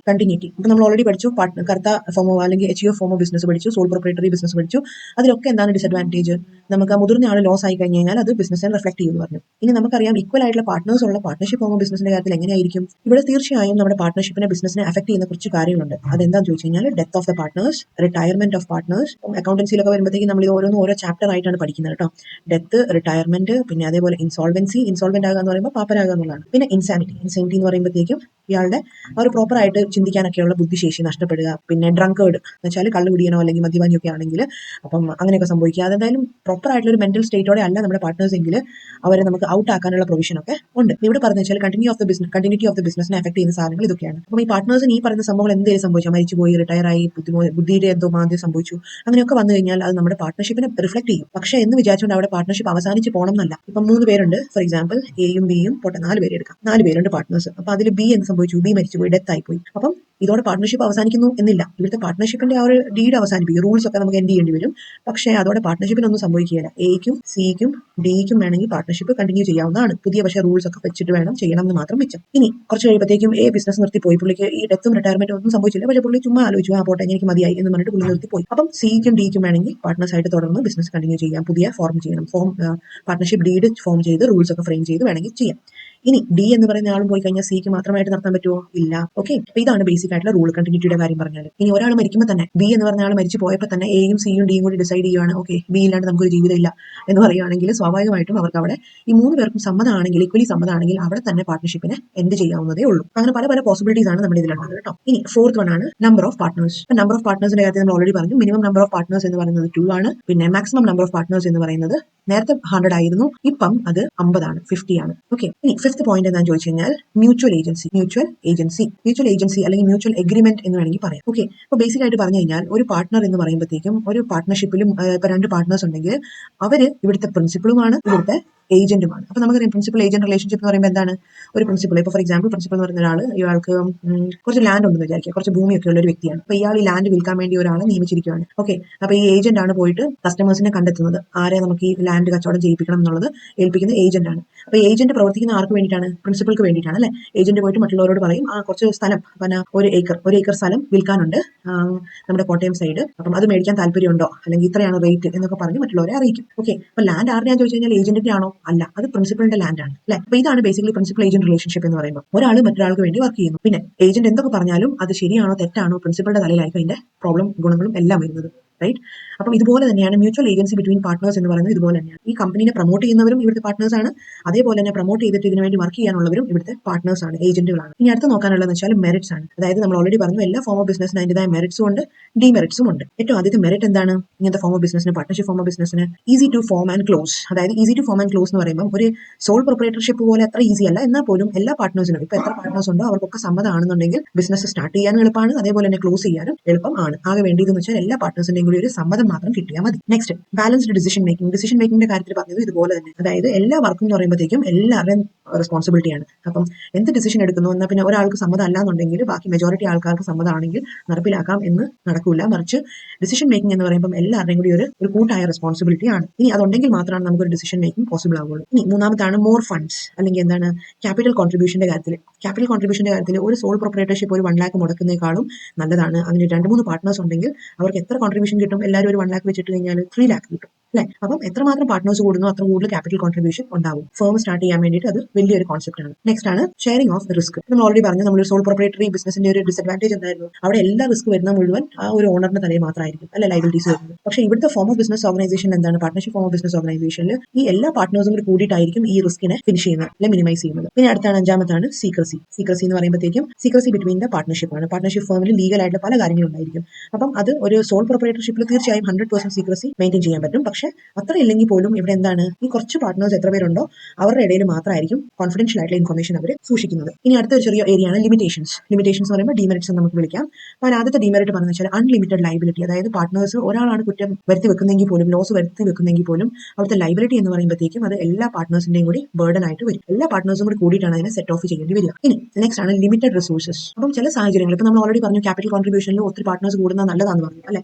ഇനി നമ്മുടെ ബിസിനസിന്റെ സൈസ് അനുസരിച്ച് ഒരു ബിഗ് ബിസിനസ് യൂണിറ്റ് ആണ് നമ്മൾ പ്ലാൻ ചെയ്യുന്നതെങ്കിൽ അവിടെ ഈ 3-4 അല്ലെങ്കിൽ 50 പാർട്ട്നേഴ്സ് വെച്ചിട്ട് ചിലപ്പോൾ ബിസിനസ് സ്റ്റാർട്ട് ചെയ്യുന്നത് കുറച്ച് പ്രോബ്ലം ആയിരിക്കാം. ബിക്കോസ് അവിടെ ലിമിറ്റേഷൻ ഉണ്ട് റിസോഴ്സസ് കോൺട്രിബ്യൂഷന് എന്നൊക്കെയാണ് പറയുന്നത്. ബിക്കോസ് ഒരു പാർട്ട്ണർ കൂടുതൽ റിസോഴ്സ് കോൺട്രിബ്യൂട്ട് ചെയ്ത് കഴിഞ്ഞാൽ, റിസോഴ്സസിലോട്ട് കൂടുതൽ ഇൻവെസ്റ്റ് ചെയ്ത് കഴിഞ്ഞാൽ അയാൾക്ക് അത്രമാത്രം കൂടുതൽ പ്രോഫിറ്റ്സ് കൊടുക്കേണ്ടി വരും അല്ലേ. അപ്പം അതുകൊണ്ട് തന്നെ കൂടുതൽ പാർട്ട്നേഴ്സിനെ ഇൻവോൾവ് ചെയ്ത് കഴിഞ്ഞാൽ, അവരുടെ കൂടുതൽ കോൺട്രിബ്യൂഷൻ സ്വീകരിച്ചു കഴിഞ്ഞാൽ ബിസിനസ്സിന് നല്ലതാണ്. പക്ഷേ അതേപോലെ തന്നെ പ്രോഫിറ്റ്സും ഷെയറും നമ്മൾ കൂടുതൽ കൊടുക്കേണ്ടി വരും. ഇനി മൂന്നാമതാണ് പോസിബിലിറ്റി ഓഫ് കോൺഫ്ലിക്ട്. ഇപ്പം നമുക്കറിയാം എവിടെയാണെങ്കിലും ഒരു ഹ്യൂമൻ റിസോഴ്സുമായിട്ട് നമ്മൾ ഡീൽ ചെയ്യുമ്പോൾ എങ്ങനെ പോയാലും അവിടെ ചില കോൺഫ്ലിക്റ്റുകൾ ഉണ്ടാവാനുള്ള പോസിബിലിറ്റി ഉണ്ട്. അപ്പം നമ്മുടെ ബിസിനസ് ഫോം ഒരു പാർട്ട്ണർഷിപ്പ് ഫോം ഓഫ് ടൈപ്പ് ആണെങ്കിൽ ഇവിടെ പാർട്ട്നേഴ്സിന്റെ ഇടയിൽ ഒരു ഒത്തൊരുമ, അല്ലെങ്കിൽ ഇപ്പം നമ്മൾ 4 പാർട്ട്നേഴ്സ് ഉണ്ട്, അവരുടെ ഇടയിൽ ഒരു ഡിസിഷൻ മേക്കിംഗ് സ്കിൽ ഇല്ലാന്നുണ്ടെങ്കിൽ ഇവിടെ എന്ത് സംഭവിക്കും? അവിടെ ഒരു ഫെയിലിയർ സംഭവിക്കാനുള്ള ചാൻസ് ഉണ്ട്. ഇനി അടുത്താണ് ലാക്ക് ഓഫ് കണ്ടിന്യൂറ്റി. കണ്ടിന്യൂറ്റിയുടെ കാര്യത്തിൽ നമ്മൾ ഓൾറെഡി പഠിച്ചായിരുന്നു. അതായത് ഒരു പാർട്ട്നേഴ്സ് ഉണ്ട്, അവരുടെ ഇടയിൽ ഒരു എന്തെങ്കിലും ഒരു പ്രോബ്ലം വന്നു, ലൈക്ക് ഡെത്ത്, റിട്ടയർമെന്റ് ഇതൊക്കെ വന്നു കഴിഞ്ഞാൽ ആ പാർട്ട്ണർഷിപ്പ് അവിടെ അവസാനിക്കും അല്ലെ. ഇപ്പം 3 പാർട്ട്നേഴ്സ് ഉണ്ട്, അതിൽ ഒരാൾ മരിച്ചുപോയി അല്ലെങ്കിൽ റിട്ടയർമെന്റ് ആയി കഴിഞ്ഞാൽ പിന്നെ ബാക്കി 2 പാർട്ട്നേഴ്സും കൂടി അവിടെ ഈ ബിസിനസ് മുന്നോട്ട് കൊണ്ടുപോകാൻ പറ്റുള്ളൂ. ഇനി അവർക്ക് 2 പേർക്കും മാത്രമായിട്ട് പറ്റുന്നില്ല, മെയിൻ റെസ്പോൺസിബിലിറ്റി എല്ലാം മൂന്നാമത്തെ പാർട്ട്ണറാണ് എടുത്തുകൊണ്ടിരുന്നതെങ്കിൽ ഈ 2 പാർട്ട്നേഴ്സിനും വേണമെങ്കിൽ എന്ത് ചെയ്യാം, ഈ ബിസിനസ് വേണമെങ്കിൽ നിർത്തി പോകാം. പിന്നെ ലാസ്റ്റ് വൺ ആണ് എന്ത്? Lack of public confidence. ഇവിടെ പറയുന്നത് വെച്ചാൽ പബ്ലിക് കോൺഫിഡൻസ് അല്ലെങ്കിൽ ആ ഒരു പബ്ലിക്കിനോട്ടുള്ള ആ ഒരു എന്താ പറയുക, നമുക്ക് സീക്രസി മെയിൻറ്റെയിൻ ചെയ്യാൻ പറ്റും എന്നുള്ള അഡ്വാൻറ്റേജ് നമ്മൾ പറയാം അല്ലെ. അപ്പം പ്രോഫിറ്റ് ഉണ്ടെങ്കിലും ലോസ് ഉണ്ടെങ്കിലും ഇതൊരു സീക്രട്ട് ആയിട്ട് പാർട്ട്നേഴ്സിന്റെ ഇടയിലായിരിക്കും നിൽക്കുന്നത്. അപ്പോൾ പെട്ടെന്ന് ഒരു സുപ്രഭാതത്തിൽ നമ്മൾ പലപ്പോഴും കേൾക്കാറുണ്ട്, ചില ബാങ്കുകൾ എന്ത് ചെയ്യും, ക്ലോസ് ആയി പോയി, കമ്പനികൾ ക്ലോസ് ആയി പോയി, അവിടുത്തെ ഓണർ ഫ്രോഡ് ആയിരുന്നു, അല്ലെങ്കിൽ അയാൾ നാട് വിട്ടു, അല്ലെ ഒത്തിരി ആൾക്കാരുടെ പൈസ എടുത്ത് പോയി, അങ്ങനെയൊക്കെ നമ്മൾ കേൾക്കാറുണ്ട്. അപ്പോൾ അതേപോലെ തന്നെ ഇവിടുത്തെ പാർട്ട്ണർഷിപ്പിന്റെ ഇടയിൽ ഈ പാർട്ട്നേഴ്സ് പ്രോപ്പർ അല്ല എന്നുണ്ടെങ്കിൽ പബ്ലിക്കിന് ഈ പാർട്ട്ണർഷിപ്പിനോടുള്ള ഒരു കോൺഫിഡൻസ് നഷ്ടപ്പെടും. അവർക്ക് ഒരിക്കലും അവർക്ക് ഇൻവെസ്റ്റ് ചെയ്യാൻ തോന്നണം എന്നില്ല. ഇനി നെക്സ്റ്റ് ആയിട്ടുള്ള ഒരു പോയിന്റ് ആണ് ടൈപ്സ് ഓഫ് പാർട്ട്നേഴ്സ്. അപ്പോൾ ഇത് നമുക്ക് ഏകദേശം ഒരു 5 ടൈപ്സ് ഓഫ് പാർട്ട്നേഴ്സ് ഉണ്ട്. അപ്പോൾ നമ്മൾ എക്സാമിൽ എഴുതുമ്പോൾ എപ്പോഴും നമ്മൾ ശ്രദ്ധിക്കുക, നമ്മൾ ഇതുപോലെ ഒരു ഫ്ലോ ചാർട്ട് എഴുതുക. നമ്മളോട് ചോദിച്ചിരിക്കുന്ന ടൈപ്സ് ഓഫ് പാർട്ട്നേഴ്സ് ആണെങ്കിൽ ടെക്സ്റ്റ് ബുക്ക് കൊടുത്തിരിക്കുന്ന പോലെ ഒരിക്കലും അങ്ങോട്ട് തുടങ്ങിയേക്കരുത്. Okay, there are 5 types of partners എന്നൊക്കെ പറഞ്ഞ് അങ്ങോട്ട് തുടങ്ങിയേക്കരുത്. എക്സാമിനുള്ള ഒരു സ്ട്രാറ്റജിയാണ്. എപ്പോഴും നമ്മൾ എന്ത് ചെയ്യാം, ഇതുപോലെ കറക്റ്റ് ആയിട്ട് ഒരു ഫ്ലോ ചാർട്ട് രൂപത്തിൽ എഴുതുക. അപ്പോൾ ഇവാലുവേറ്റ് ചെയ്യുന്ന ടീച്ചേഴ്സിന് ഉൾപ്പെടെ ഒരു സമാധാനം തരുന്ന ഒരു കാര്യമാണ്. ആക്റ്റീവ് പാർട്ട്നേഴ്സ്, ഏറ്റവും ആദ്യത്താണ് ആക്റ്റീവ് പാർട്ട്നേഴ്സ്, രണ്ടാമത്താണ് സ്ലീപ്പിംഗ് പാർട്ട്നേഴ്സ്, നെക്സ്റ്റ് ആണ് സീക്രട്ട് പാർട്ട്നേഴ്സ്, ഫോർത്ത് ആണ് നോമിനൽ പാർട്ട്നേഴ്സ് ആൻഡ് ലാസ്റ്റ് ആണ് പാർട്ട്നേഴ്സ് ബൈ ഹോൾഡിംഗ് ഔട്ട്. ഏറ്റവും ആദ്യമേ നമ്മൾ മനസ്സിലാക്കേണ്ടത് പേര് പോലെ തന്നെ ആക്റ്റീവ് പാർട്ട്ണർ എന്ന് പറയുമ്പോൾ ആൾ ആക്റ്റീവ് ആണ് അല്ലെ. എന്ത് ആക്റ്റീവ്? ഓടിച്ചാടി നടക്കാന്നാണോ? അല്ല. ഇവിടെ എന്ന് വെച്ചാൽ ആക്റ്റീവ്നെസ് എന്ന് പറയുമ്പോഴത്തേക്കും ആള് ക്യാപിറ്റൽ കോൺട്രിബ്യൂട്ട് ചെയ്യുന്നുണ്ട്, പുള്ളി ആവശ്യത്തിനുള്ള ക്യാപിറ്റൽ കൊണ്ടുവരുന്നുണ്ട്, അതേപോലെ തന്നെ ഇയാൾക്ക് പ്രോഫിറ്റ്സ് ആൻഡ് ലോസസിൽ ഷെയറും ഉണ്ട്. എന്ത് പ്രോഫിറ്റോ ലോസോ ഒക്കെ വരുന്നുണ്ടോ ബിസിനസ്സിൽ, അതൊക്കെ ഇയാൾ വഹിക്കുന്നുണ്ട്. ബിസിനസിന്റെ എല്ലാ ഡിസിഷൻ മേക്കിങ്ങിൽ ഇയാൾ പങ്കുചേരുന്നുണ്ട്. ഡിസിഷൻ മേക്കിങ്ങിലൊക്കെ ഇയാൾ റെസ്പോൺസിബിൾ ആണ്, എല്ലാ മീറ്റിങ്ങുകളിലൊക്കെ വരുന്നുണ്ട്. അപ്പൊ അങ്ങനെയാണ് എന്ത് ചെയ്യുന്നത്, ഇയാൾ ആക്റ്റീവ് പാർട്ട്ണർ ആണ് എന്ന് നമുക്ക് വിളിക്കാൻ പറ്റുന്നത്. ഇനി അടുത്ത എന്താണെന്ന് വെച്ചാൽ സ്ലീപ്പിംഗ് പാർട്ട്ണർ. അപ്പൊ പേര് പോലെ തന്നെ അല്ലെ, ഉറങ്ങുന്ന പാർട്ട്ണർ, അല്ലെങ്കിൽ ഇയാൾ പറയും ഡോർമെന്റ് പാർട്ട്ണർ എന്ന് നമ്മൾ വിളിക്കും. ഇനി ഇയാൾ ശരിക്കും ഉറങ്ങുന്നത് തന്നെയാണോ, ബിസിനസ്സിൽ വന്നിരുന്ന് ഉറങ്ങുന്നതാണോ? അല്ല. ഇവിടുത്തെ സ്ലീപ്പിംഗ് പാർട്ട്ണർ എന്ന് ഉദ്ദേശിക്കുന്നത് ഇത്രയേ ഉള്ളൂ, ഇയാൾ ക്യാപിറ്റൽ കോൺട്രിബ്യൂട്ട് ചെയ്യുന്നുണ്ടോ എന്ന് ചോദിച്ചാൽ ഉണ്ട്. ഇനി ഫേമിന്റെ പ്രോഫിറ്റ്സിലും ലോസസിലും ഒക്കെ പങ്കുചേരുന്നുണ്ടോ എന്ന് ചോദിച്ചാൽ അതും ഉണ്ട്. പക്ഷേ ഇയാൾ ഡേ ടു ഡേ ആക്ടിവിറ്റീസിൽ, അതായത് നമ്മുടെ ബിസിനസ്സിലെ ഓരോ ഡേ ടു ഡേ ആക്ടിവിറ്റീസ് ആണ് അതിന്റെ പ്രോഫിറ്റ്സും കാര്യങ്ങളൊക്കെ തീരുമാനിക്കുന്നത്. പക്ഷേ ഇയാൾ ഈ ഡേ ടു ഡേ ആക്ടിവിറ്റീസിൽ പുള്ളിക്ക് യാതൊരു പങ്കും ഇല്ല. അതിൽ പുള്ളിക്ക് വലിയ കോൺട്രിബ്യൂഷൻ ഒന്നും പുള്ളി കൊടുക്കുന്നില്ല. ബിസിനസ് എങ്ങനെ നടത്തിപ്പോയാലും അതിൽ നിന്ന് കിട്ടുന്ന പ്രോഫിറ്റോ ലോസോ എന്തൊക്കെയുണ്ടോ അയാൾ അതിൽ ചേരുന്നുണ്ട്, പാർട്ടാണ്. പക്ഷേ എന്നാൽ പോലും ലൈബിലിറ്റിയുടെ കാര്യമൊക്കെ എന്ന് വെച്ചാൽ അൺലിമിറ്റഡ് ലൈബിലിറ്റി ആണ്. പക്ഷേ ജസ്റ്റ് ഡേ ടു ഡേ ആക്ടിവിറ്റീസിൽ മാത്രം ഇയാൾ വലിയ റെസ്പോൺസിബിൾ അല്ല. ഇനി സീക്രട്ട് പാർട്ട്ണർ എന്ന് പറയുമ്പോൾ എന്താണ്? സീക്രട്ട് പാർട്ട്ണർ എന്ന് പറയുമ്പോഴത്തേക്കും ഇവിടെ ഇയാളുടെ കാര്യത്തിലും ഇയാൾ ക്യാപിറ്റൽ കൊടുക്കുന്നുണ്ടോ ബിസിനസ്സിലോട്ട്? ഉണ്ട്. ഇനി പ്രോഫിറ്റ്സും ലോസസിലൊക്കെ പങ്കുചേരുന്നുണ്ടോ എന്ന് ചോദിച്ചാൽ ഉണ്ട്. ഇനി ഡേ ടു ഡേ ആക്ടിവിറ്റീസിലൊക്കെ പങ്കുചേരുന്നുണ്ടോ എന്ന് ചോദിച്ചാൽ അതും കാണുമായിരിക്കാം. പക്ഷെ എന്തൊക്കെയാണെന്ന് പറഞ്ഞാലും ഇയാൾ ഔട്ട്സൈഡ് പബ്ലിക്കിൽ അറിയപ്പെടുന്ന എന്താണ്? ബിസിനസ്സുമായിട്ടുള്ള ഒരു ബന്ധം ഉള്ളതായിട്ട് അറിയപ്പെടുന്നില്ല. അതായത് അയാൾ അത് ഹൈഡ് ചെയ്യാനാണ് ഉദ്ദേശിക്കുന്നത്. അത് പല റീസൺസും ആവാം, കോൺഫിഡൻഷ്യൽ ആവാം. അപ്പം എന്ത് കാരണം കൊണ്ടായിരിക്കാം ആയിരിക്കാം ബിസിനസ്സുമായിട്ട് ഇയാളുടെ റിലേഷൻ ഇയാൾ പബ്ലിക്കിനോട് ഡിസ്ക്ലോസ് ചെയ്യാൻ ആഗ്രഹിക്കുന്നില്ല. ബിസിനസ്സിൽ ഇത്ര ഇൻവെസ്റ്റ്മെന്റ് ഉണ്ടെന്നോ ഒന്നും പറയാൻ ആഗ്രഹിക്കാത്ത ഒരു പാർട്ട്ണറിനെയാണ് സീക്രട്ട് പാർട്ട്ണർ എന്ന് വിളിക്കുന്നത്. ഓക്കെ, പേരിൽ തന്നെ നമുക്ക് ഏകദേശം മനസ്സിലാക്കാവുന്ന പോയിന്റ്സേ ഉള്ളൂ. അപ്പോൾ അതുകൊണ്ട് ശ്രദ്ധിച്ച് പഠിക്കുക കേട്ടോ. നെക്സ്റ്റ് ആണ് നോമിനൽ പാർട്ട്ണർ. ഇനി നോമിനൽ പാർട്ട്ണർ എന്ന് പറയുമ്പോൾ എന്താണ്? നോം അല്ലെങ്കിൽ നെയിം എന്ന് പറയുന്നത്.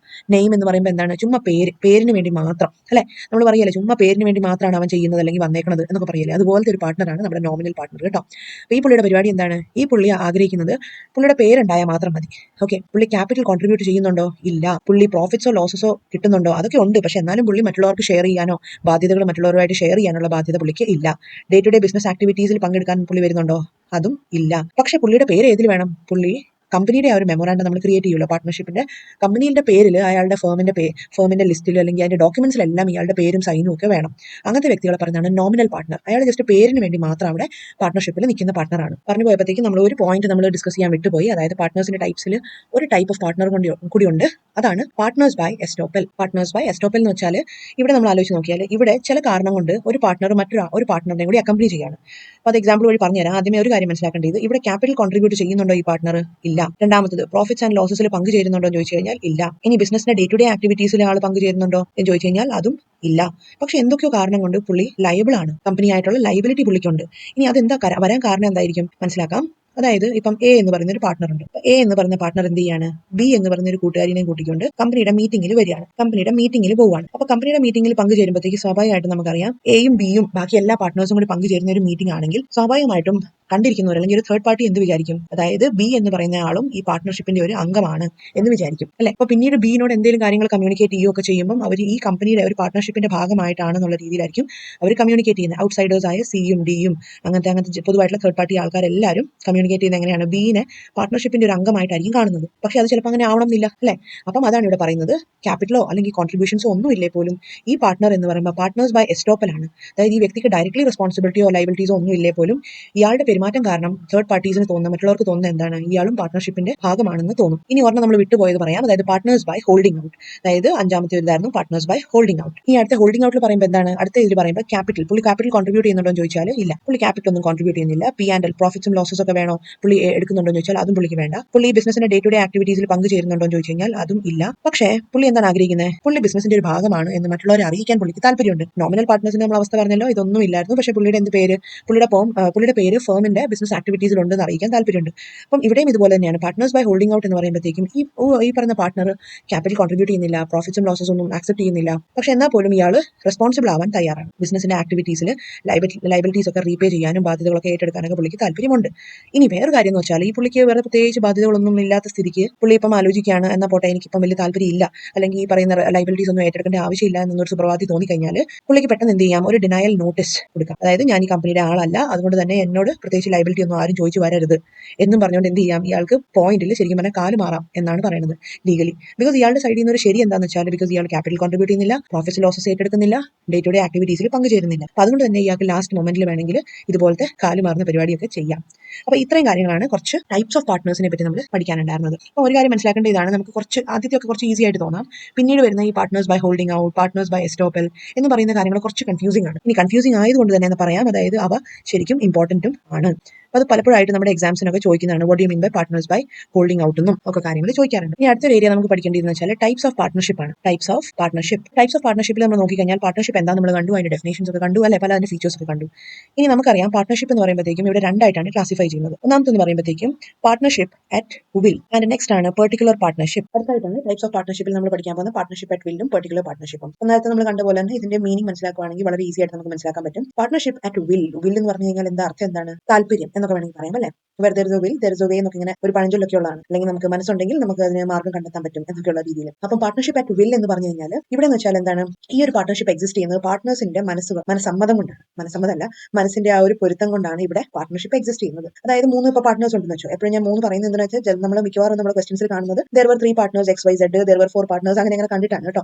അപ്പം 3 ആണെന്ന് നെസസറി അല്ല, എക്സാമ്പിൾ വരുമ്പോൾ അങ്ങനെ പറയുന്നേ ഉള്ളൂ കേട്ടോ. അപ്പം ഇവിടെ പാർട്ട്നേഴ്സ് ഇപ്പോൾ ഒരു 3 പേരുണ്ടെന്ന് വെച്ചോ. അപ്പോൾ ഈ പാർട്ട്നേഴ്സിന് എത്ര കാലം വരെ ഇവരുടെ പാർട്ട്ണർഷിപ്പ് ഇതുപോലെ ഇവരുടെ ഈ ഒരു ഒത്തൊരുമയോടെ ഇത് കൊണ്ടുപോകാൻ പറ്റുമെന്ന് താല്പര്യമുണ്ടോ? അത് ഇപ്പോൾ ഒരു 1 ഇയർ ആവാം, അതല്ലെങ്കിൽ 5 വർഷത്തേക്കാവാം, അല്ലെങ്കിൽ പോട്ടെ 10 വർഷമാവാം. അപ്പം ഈ പാർട്ട്നേഴ്സ് എത്ര കാലം ഇവരുടെ പാർട്ട്ണർഷിപ്പ് കൊണ്ടുപോകാൻ തീരുമാനിക്കുന്നു അത്രയും നാളും ഇവർക്ക് കൊണ്ടുപോകാൻ പറ്റും. അതിനെയാണ് പാർട്ട്ണർഷിപ്പ് അറ്റ് വിൽ എന്ന് പറയുന്നത്. നെക്സ്റ്റ് ആണ് പെർട്ടിക്കുലർ പാർട്ട്ണർഷിപ്പ്. പെർട്ടിക്കുലർ പാർട്ട്ണർഷിപ്പ് എന്ന് പറയുമ്പോഴും അവിടെയും പേര് കൊണ്ട് നമുക്ക് മനസ്സിലാക്കാൻ പറ്റുന്നേ ഉള്ളൂ. എന്താണെന്ന് വെച്ചാൽ ഒരു പെർട്ടിക്കുലർ ആവശ്യത്തിന് വേണ്ടിയിട്ട് ആയിരിക്കും ഇവിടെ പാർട്ട്ണർഷിപ്പ് ഫോം ചെയ്യുന്നത്. ഇനി എന്താവാം ഇവിടുത്തെ ആവശ്യം എന്ന് പറയുമ്പോൾ പാർട്ട്നേഴ്സിന്റെ ഇടയിലുള്ള ആവശ്യമല്ല. ഇപ്പൊ ഫോർ എക്സാമ്പിൾ ഒരു കൺസ്ട്രക്ഷൻ, ഇപ്പൊ റോഡ് കൺസ്ട്രക്ട് ചെയ്യാൻ വേണ്ടിയിട്ട് അല്ലെ, ഒരു റോഡ് നിർമ്മിക്കാൻ വേണ്ടിയിട്ട് നമ്മൾ 3 പാർട്ട്നേഴ്സിനെ എടുക്കുക. എയും ബിയും സിയും പാർട്ട്ണർഷിപ്പിലോട്ട് ചേരുകയാണ്. ഇവർ 3 പേരും കൂടി കമ്പനി ചേർന്ന് പാർട്ട്ണർഷിപ്പ് ഫോം ചെയ്തിട്ട് ഇവരൊരു റോഡ് നിർമ്മിക്കുന്നു അല്ലെങ്കിൽ ഒരു ബിൽഡിംഗ് കൺസ്ട്രക്ട് ചെയ്യുന്നു. അതാണ് അവരുടെ ടാസ്ക്. അപ്പൊ ആ ബിൽഡിംഗ് കൺസ്ട്രക്ട് ആയി കഴിഞ്ഞു കഴിഞ്ഞാൽ എന്ത് സംഭവിക്കും? അതോടെ അവരുടെ ടാസ്ക് തീരുന്നു, അവരുടെ പാർട്ട്ണർഷിപ്പും അവസാനിക്കും. അപ്പൊ ഇതൊരു പെർട്ടിക്കുലർ ആവശ്യത്തിന് വേണ്ടിയിട്ട്, പെർട്ടിക്കുലർ നീഡിന് വേണ്ടിയിട്ടാണ് ഈ പാർട്ട്ണർഷിപ്പ് ഫോം ചെയ്യുന്നത്. ആ ആവശ്യം തീർന്നു കഴിയുമ്പോഴത്തേക്ക് എന്ത് സംഭവിക്കും? ഈ പാർട്ട്ണർഷിപ്പിന്റെ ലൈഫും അവസാനിക്കും. ഇനി അടുത്തൊരു ക്ലാസിഫിക്കേഷൻ ടൈപ്സ് പറയുന്നത് എങ്ങനെയാണെന്ന് വെച്ചാൽ നമ്മുടെ പാർട്ട്ണർഷിപ്പിനെ ഓൺ ദ ബേസിസ് ഓഫ് ലൈബിലിറ്റിയുടെ അടിസ്ഥാനത്തിൽ നമ്മുടെ പാർട്ട്ണർഷിപ്പിനെ രണ്ടായിട്ട് ക്ലാസിഫൈ ചെയ്യുന്നുണ്ട്. ലൈബിലിറ്റിയുടെ അടിസ്ഥാനത്തിൽ എന്ന് പറയുമ്പോഴത്തേക്കും ഇവിടെയും രണ്ടായിട്ട് ക്ലാസിഫൈ ചെയ്യും. ഫസ്റ്റ് വൺ ആണ് ജനറൽ പാർട്ട്ണർഷിപ്പ്, രണ്ടാമതാണ് ലിമിറ്റഡ് പാർട്ട്ണർഷിപ്പ്. ജനറൽ പാർട്ട്ണർഷിപ്പും ലിമിറ്റഡ് പാർട്ട്ണർഷിപ്പ്. ഇനി ഇവിടെ നമ്മൾ നോക്കിക്കഴിഞ്ഞാൽ ജനറൽ പാർട്ട്ണർഷിപ്പ് എന്ന് പറയുമ്പോൾ എന്താണ്? The liability of partners is limited and joint. സാധാരണ രീതിയിലുള്ള പാർട്ട്ണർഷിപ്പ് ഫോം ഓഫ് ബിസിനസ്സുകളെല്ലാം ഇതുപോലത്തെയാണ്. ഇവിടെ എന്താണ്? Unlimited and joint. അതായത് ഇവിടുത്തെ സാധാരണഗതിയിലുള്ള പാർട്ട്ണർഷിപ്പ് ഫോമുകളെല്ലാം അവരുടെ ബിസിനസ്സിലെല്ലാം ലൈബിലിറ്റി എന്ന് പറയുമ്പോൾ പാർട്ട്നേഴ്സിന്റെ തലയിലുള്ളതെല്ലാം അൺലിമിറ്റഡ് ആണ്. അപ്പൊ നമ്മൾ പറഞ്ഞു ഒരു പാർട്ട്ണർ, ഇപ്പം ഒരു 3-4 പാർട്ട്നേഴ്സ് ഉള്ള സിറ്റുവേഷനിൽ ഒരു പാർട്ട്ണർ വരുത്തി വെക്കുന്ന ഫോൾട്ട് അയാളുടെ മാത്രമല്ല, അത് ബാക്കി എല്ലാ പാർട്ട്നേഴ്സിനും ബാധകമാണ്. അവരെല്ലാവരും കൂടി കൂടിയിട്ടാണ് അത് സോൾവ് ചെയ്യുന്നത്. ഇനി നെക്സ്റ്റ് കാര്യം പറയുവാണെങ്കിൽ ലിമിറ്റഡ് പാർട്ട്ണർഷിപ്പ് എന്ന് പറയുന്ന ഒരു റെയർ കേസാണ്. ഇവിടെ എന്ന് വെച്ചാൽ പാർട്ട്നേഴ്സ് ഇപ്പോൾ ഒരു 3-4 പേരുണ്ടെങ്കിൽ അവരുടെ ലൈബിലിറ്റി എന്ന് പറയുമ്പോൾ ഇറ്റ് വിൽ ബി ലിമിറ്റഡ്. ഇനി ലിമിറ്റഡ് ആണെങ്കിൽ തന്നെ പേടിക്കേണ്ട ഒരു കാര്യമാണ് അല്ലെ? എന്തുകൊണ്ടാണ്? ബിക്കോസ് ലിമിറ്റഡ് ആണെങ്കിൽ ഒരു പാർട്ട്ണർ ഇപ്പോൾ ഒരു ലോസ് വരുത്തി വെച്ച് കഴിഞ്ഞാൽ അയാൾ അതിന് മാത്രം റെസ്പോൺസിബിൾ ആയിരിക്കുള്ളൂ, അല്ലെങ്കിൽ അയാളുടെ മാത്രം റെസ്പോൺസിബിലിറ്റി ആയിരിക്കുള്ളൂ എന്ന് അവർ ചിന്തിക്കും. അപ്പൊ അങ്ങനെയാകുമ്പോൾ എല്ലാവർക്കും പാർട്ട്ണർഷിപ്പ് എന്ന് പറയുമ്പോൾ നമ്മൾ ഓൾറെഡി പറഞ്ഞു ഇതൊരു കൂട്ടുത്തരവാദിത്തമാണ്. അപ്പൊ ഇവിടുത്തെ സിറ്റുവേഷനിൽ നമ്മൾ ഒറ്റയ്ക്കായിട്ടുള്ള റെസ്പോൺസിബിലിറ്റീസ് നമ്മൾ അല്ലെങ്കിൽ ഇത് ഏറ്റെടുക്കാൻ തുടങ്ങി കഴിഞ്ഞാൽ അതൊരിക്കലും ഒരു ഒത്തൊരുമ എന്ന് നമുക്ക് അതിനെ വിളിക്കാൻ പറ്റില്ല. അപ്പൊ അതുകൊണ്ട് തന്നെ ഇങ്ങനത്തെ പാർട്ട്ണർഷിപ്പിന്റെ പ്രത്യേകത എന്ന് വെച്ചാൽ ഇവിടുത്തെ രജിസ്ട്രേഷൻ കമ്പൾസറി ആണ്. പിന്നെ ഇവിടെ എന്താണ്? Limited partners do not enjoy the right of management എന്ന് പറയുമ്പോൾ ഓരോ പാർട്ട്നേഴ്സിനും അവരുടേതായ റൈറ്റ്സും റെസ്പോൺസിബിലിറ്റീസും എല്ലാം ഉള്ളതുകൊണ്ട് അവർക്ക് ആ ഒരു ഫ്രീഡം ഉള്ളതുകൊണ്ട് തന്നെ അവർക്ക് പൂർണ്ണമായിട്ടും ആ ഒരു ഡിസിഷൻ മേക്കിംഗ് പവർ ആരുടെ കയ്യിലും കൊടുക്കാൻ പറ്റൂല. ഇനി അടുത്ത ഒരു കോൺസെപ്റ്റ് എന്ന് വെച്ചാൽ നമ്മൾ പഠിക്കേണ്ടത് പാർട്ട്ണർഷിപ്പ് ഡീഡ്. അപ്പൊ നമ്മൾ ഓൾറെഡി ഡിസ്കസ് ചെയ്തിട്ടുണ്ടായിരുന്നു. പാർട്ട്നേഴ്സ് എന്ന് പറയുമ്പോഴത്തേക്കും പല സ്ഥലത്തുനിന്നും പല രീതിയിലും ജോയിൻ ടുഗദർ ആവുന്ന 2-3 വ്യക്തികളാണ് അല്ലെ. പല ആൾക്കാരും പല ദിക്കിന്നും വരുന്ന പല സ്വഭാവമുള്ള അല്ലെങ്കിൽ ഗുണങ്ങളുള്ള കുറച്ച് വ്യക്തികൾ ഇങ്ങനെ ഒന്നിച്ച് ചേർന്ന് ഫോം ചെയ്ത് ഒരു സിംഗിൾ കോമൺ ഒബ്ജക്റ്റീവിന് വേണ്ടിയിട്ട് എന്താണ്? നമ്മുടെ ബിസിനസ് നന്നായിട്ട് കൊണ്ടുപോകണം എന്നുള്ള ലക്ഷ്യത്തോടെ വന്നു ചേരുന്ന ആൾക്കാരാണ് പാർട്ട്നേഴ്സ് എന്ന് നമ്മൾ വിളിച്ചല്ലോ. ഇനി നമുക്കറിയാം ഇവ തമ്മിൽ എപ്പോൾ വേണേലും ക്ലാഷുകൾ ഉണ്ടാവാനുള്ള പോസിബിലിറ്റി ഉണ്ട്. അപ്പൊ അതുകൊണ്ട് തന്നെ നമ്മൾ എന്ത് ചെയ്യണം? നമ്മൾ റിട്ടേൺ ആയിട്ടുള്ള, അതായത് തിരിച്ചു കൊടുക്കുക എന്നുള്ള റിട്ടേൺ അല്ല, റിട്ടേൺ ആയിട്ടുള്ള എഴുതി തിട്ടപ്പെടുത്തിയിരിക്കുന്ന ഒരു കോമൺ ആയിട്ടുള്ള ഒരു എഗ്രിമെന്റ് വേണം എന്നുള്ളത് ആവശ്യമാണ്. അല്ലെങ്കിൽ എന്ത് പറ്റും? പാർട്ട്നേഴ്സ് എന്ത് പറയും? എ പറയും എനിക്ക് ഇത്രയായിരുന്നു 50% ആയിരുന്നു പ്രോഫിറ്റ് ഓഫർ ചെയ്തത്, പക്ഷെ എനിക്ക് ഇപ്പൊ തരുന്നത് 20% ഉള്ളൂ. ഡി പറയും എനിക്ക് എന്നോട് ക്യാപിറ്റൽ 1 ലക്ഷം കൊണ്ടുവരാനാണ് പറഞ്ഞത്, പക്ഷെ ഇപ്പൊ എന്നോട് പറയുന്നത് 4 lakh കൊണ്ടുവരാനാണ്. അങ്ങനെ പല രീതിയിലുള്ള തർക്കങ്ങളും വരാൻ ചാൻസ് ഉണ്ട്. അപ്പൊ അത് അവോയ്ഡ് ചെയ്യാൻ വേണ്ടിയിട്ട് നമ്മൾ എന്ത് ചെയ്യും? കുറെ റൂൾസും പോളിസീസ് ഒക്കെ എഴുതി വെച്ച് പാർട്ട്നേഴ്സ് എല്ലാവരും ഇതിന്റെ അകത്ത് ഒപ്പൊക്കെ വെച്ച് സമ്മതിക്കും, എഗ്രി ചെയ്യും. അപ്പൊ അങ്ങനത്തെ ഒരു സ്റ്റേറ്റ്മെന്റ് നമ്മൾ പറയുന്ന പേരാണ് പാർട്ട്ണർഷിപ്പ് ഡീഡ്. അപ്പൊ ഒരു സാധാരണ രീതിയിൽ നമ്മളൊരു ഹോളി ബൈബിൾ അല്ലെങ്കിൽ ഭഗവത്ഗീത എന്നൊക്കെ പറയുന്ന പോലെ നമ്മുടെ പാർട്ട്ണർഷിപ്പിന്റെ ഒരു ഹോളി ബുക്കാണ് അല്ലെങ്കിൽ ഹോളി സ്റ്റേറ്റ്മെന്റ് ആണ് ഈ പാർട്ട്ണർഷിപ്പ് ഡീഡ്. ഈ പാർട്ട്ണർഷിപ്പ് ഡീഡിന്റെ ആ ഒരു റൂൾസ് പ്രകാരമായിരിക്കും ഇവരുടെ പാർട്ട്ണർഷിപ്പ് ഇവർ കൊണ്ടുപോകാൻ പോകുന്നത്. ഇനി പാർട്ട്ണർഷിപ്പ് ഡീഡിന്റെ അകത്ത് എന്തൊക്കെ കാര്യങ്ങളാണ് വരാൻ ചാൻസ് ഉള്ളത്? ഇനി എന്തൊക്കെ ഇൻഫർമേഷൻ ആയിരിക്കും അതിന്റെ അകത്ത് ഉൾപ്പെടുത്തേണ്ടത് എന്ന് ചോദിച്ചു കഴിഞ്ഞാൽ ഇപ്പൊ ടെക്സ്റ്റ് ബുക്കിൽ കാണാൻ പറ്റുന്നുണ്ട്. ഏറ്റവും ആദ്യമേ നെയിം ഓഫ് ദ ഫേമിന്റെ പേര്, ഇനി nature of business and location of business എന്തിനെ ചൊല്ലിയിട്ടാണ് നമ്മൾ ബിസിനസ് വെച്ചിരിക്കുന്നത്, ബിസിനസ്സും പിന്നെ ലൊക്കേഷനും അല്ലെ, ലൊക്കേഷൻ എവിടെയാണ് എന്നൊക്കെയാണ്. ഇപ്പം നമ്മുടെ ബിസിനസ് ഇപ്പം ABC ലിമിറ്റഡ് എന്ന് പറയുന്ന ഒരു ബിസിനസ് ആണെങ്കിൽ അതിന്റെ എന്തിനെ ബേസ്ഡ് ആയിട്ടുള്ള ബിസിനസ് ആണ്? അതൊരു ടെക്സ്റ്റൈൽസ് ഇൻഡസ്ട്രി ആണെന്ന് വെച്ചോ, ടെക്സ്റ്റൈൽസ് ബേസ്ഡ് ആയിട്ടുള്ള ഒരു ബിസിനസ് ആണ്. പിന്നെ ലൊക്കേഷൻ കോട്ടയം അല്ലെങ്കിൽ എവിടെയാണെന്ന് വെച്ചാൽ സ്പെസിഫിക് ആയിട്ട് കൊടുക്കുക. പിന്നെ അത് കഴിഞ്ഞ് ഡ്യൂറേഷൻ ഓഫ് ദ ബിസിനസ്, പിന്നെ ഓരോ പാർട്ട്നേഴ്സും ഇൻവെസ്റ്റ് ചെയ്തിരിക്കുന്ന ക്യാപിറ്റൽ അല്ലെങ്കിൽ അതിനെ നമുക്ക് വിളിക്കാൻ പറ്റും ഇൻവെസ്റ്റ്മെന്റ് എന്ന് വിളിക്കാൻ പറ്റും അല്ലെ. ഓരോ പാർട്ട്നേഴ്സ് എത്ര ഇൻവെസ്റ്റ് ചെയ്തിട്ടുണ്ട്. പിന്നെ അഞ്ചാമത് പ്രോഫിറ്റ്സ് ആൻഡ് ലോസസിന്റെ ഡിസ്ട്രിബ്യൂഷൻ. അതായത് 3 പാർട്ട്നേഴ്സ് ഉണ്ടെങ്കിൽ അവരെങ്ങനെ ഏത് റേഷ്യോയിൽ അവരുടെ പ്രോഫിറ്റ്സ് ഷെയർ ചെയ്യും. 3-1-2 ആണെങ്കിൽ എങ്ങനെയാണ്? ആദ്യത്തെ പാർട്ട്ണർക്ക് 3 ഷെയർ, രണ്ടാമത്തെ പാർട്ട്ണർക്ക് 1 ഷെയർ, മൂന്നാമത്തെ പാർട്ട്ണർക്ക് 2 ഷെയർ, അങ്ങനെ ആ റേഷ്യോ തീരുമാനിക്കും. അപ്പം എന്ത് സംഭവിക്കും? ഇതിൽ ഒരു ഗുണം എന്താണെന്ന് വെച്ചാൽ ഇതിൽ യാതൊരു രീതിയിലുള്ള ഒരു തർക്കം അല്ലെങ്കിൽ ആ ഒരു പിന്നീട് ഒരു കോംപ്ലിക്കേഷൻസോ കോൺഫ്ലിക്റ്റോ വന്നു കഴിഞ്ഞാൽ നമുക്കത് ഡീൽ ചെയ്യാനുള്ള ഒരു ഡോക്യുമെന്റ് ആണ് ബേസിക്കലി പാർട്ട്ണർഷിപ്പ് ഡീഡ്. പിന്നെ അടുത്ത നമുക്ക് നോക്കുകയാണെങ്കിൽ അങ്ങനെ പല കാര്യങ്ങളുണ്ട്. ഇപ്പോൾ ടെക്സ്റ്റ് ബുക്കിൽ നമ്മൾ നോക്കിക്കഴിഞ്ഞാൽ ഇവിടെ ഇത് ഫുൾ ഡീറ്റെയിൽ ആയിട്ട് കൊടുത്തിട്ടുണ്ട്. എന്തൊക്കെയാണ് ഇത്രയും കാര്യങ്ങൾ? Okay, investment made by each partner, distribution of profits and losses, duties and obligations of partners, salaries and withdrawals of partners, എത്ര സാലറി ഉണ്ട് എല്ലാവർക്കും, എത്രയൊക്കെ വിഡ്രോ ചെയ്യാനുള്ള അവകാശമുണ്ട്, terms governing admissions, retirement and expulsion of a partner. അതായത് ഒരു പുതിയ പാർട്ട്ണറിനെ എടുക്കണം എന്നുണ്ടെങ്കിൽ പിന്നെ അയാൾ റിട്ടയർമെന്റ് ആയി ആയി പോകണമെന്നുണ്ടെങ്കിൽ അല്ലെങ്കിൽ അയാളെ പുറത്തോട്ടാക്കണമെന്നുണ്ടെങ്കിലൊക്കെ ചില റൂൾസ്. പിന്നെ interest on Capitals and interest on drawings, അതായത് ക്യാപിറ്റൽ കൊണ്ടുവരുന്ന മേളിൽ ഇൻട്രസ്റ്റ് ചാർജ് ചെയ്യുക, പാർട്ട്നേഴ്സിന് വിഡ്രോ ചെയ്യാൻ പറ്റുന്ന എമൗണ്ടിന്റെ പരിധി, പിന്നെ അതിന് മേളിൽ ചാർജ് ചെയ്യപ്പെടുന്ന interest, procedure for dissolution of the firm dissolve ആക്കി കളയാൻ, അതിന്റെ ലൈഫ് എൻഡ് ആക്കി കളയണമെന്നുണ്ടെങ്കിൽ അതിന്റെ പ്രൊസീജിയറിനെ പറ്റി, preparation of accounts and their auditing, അക്കൗണ്ട്സും ഓഡിറ്റിംഗുമായിട്ട് ബന്ധപ്പെട്ട rules, method of solving disputes, എന്തെങ്കിലും തർക്കം ഉണ്ടായി കഴിഞ്ഞു കഴിഞ്ഞാൽ എങ്ങനെ നമ്മൾ അതിനെ സോൾവ് ചെയ്യും എന്നുള്ളതിന്റെ മെത്തേഡ്സ്.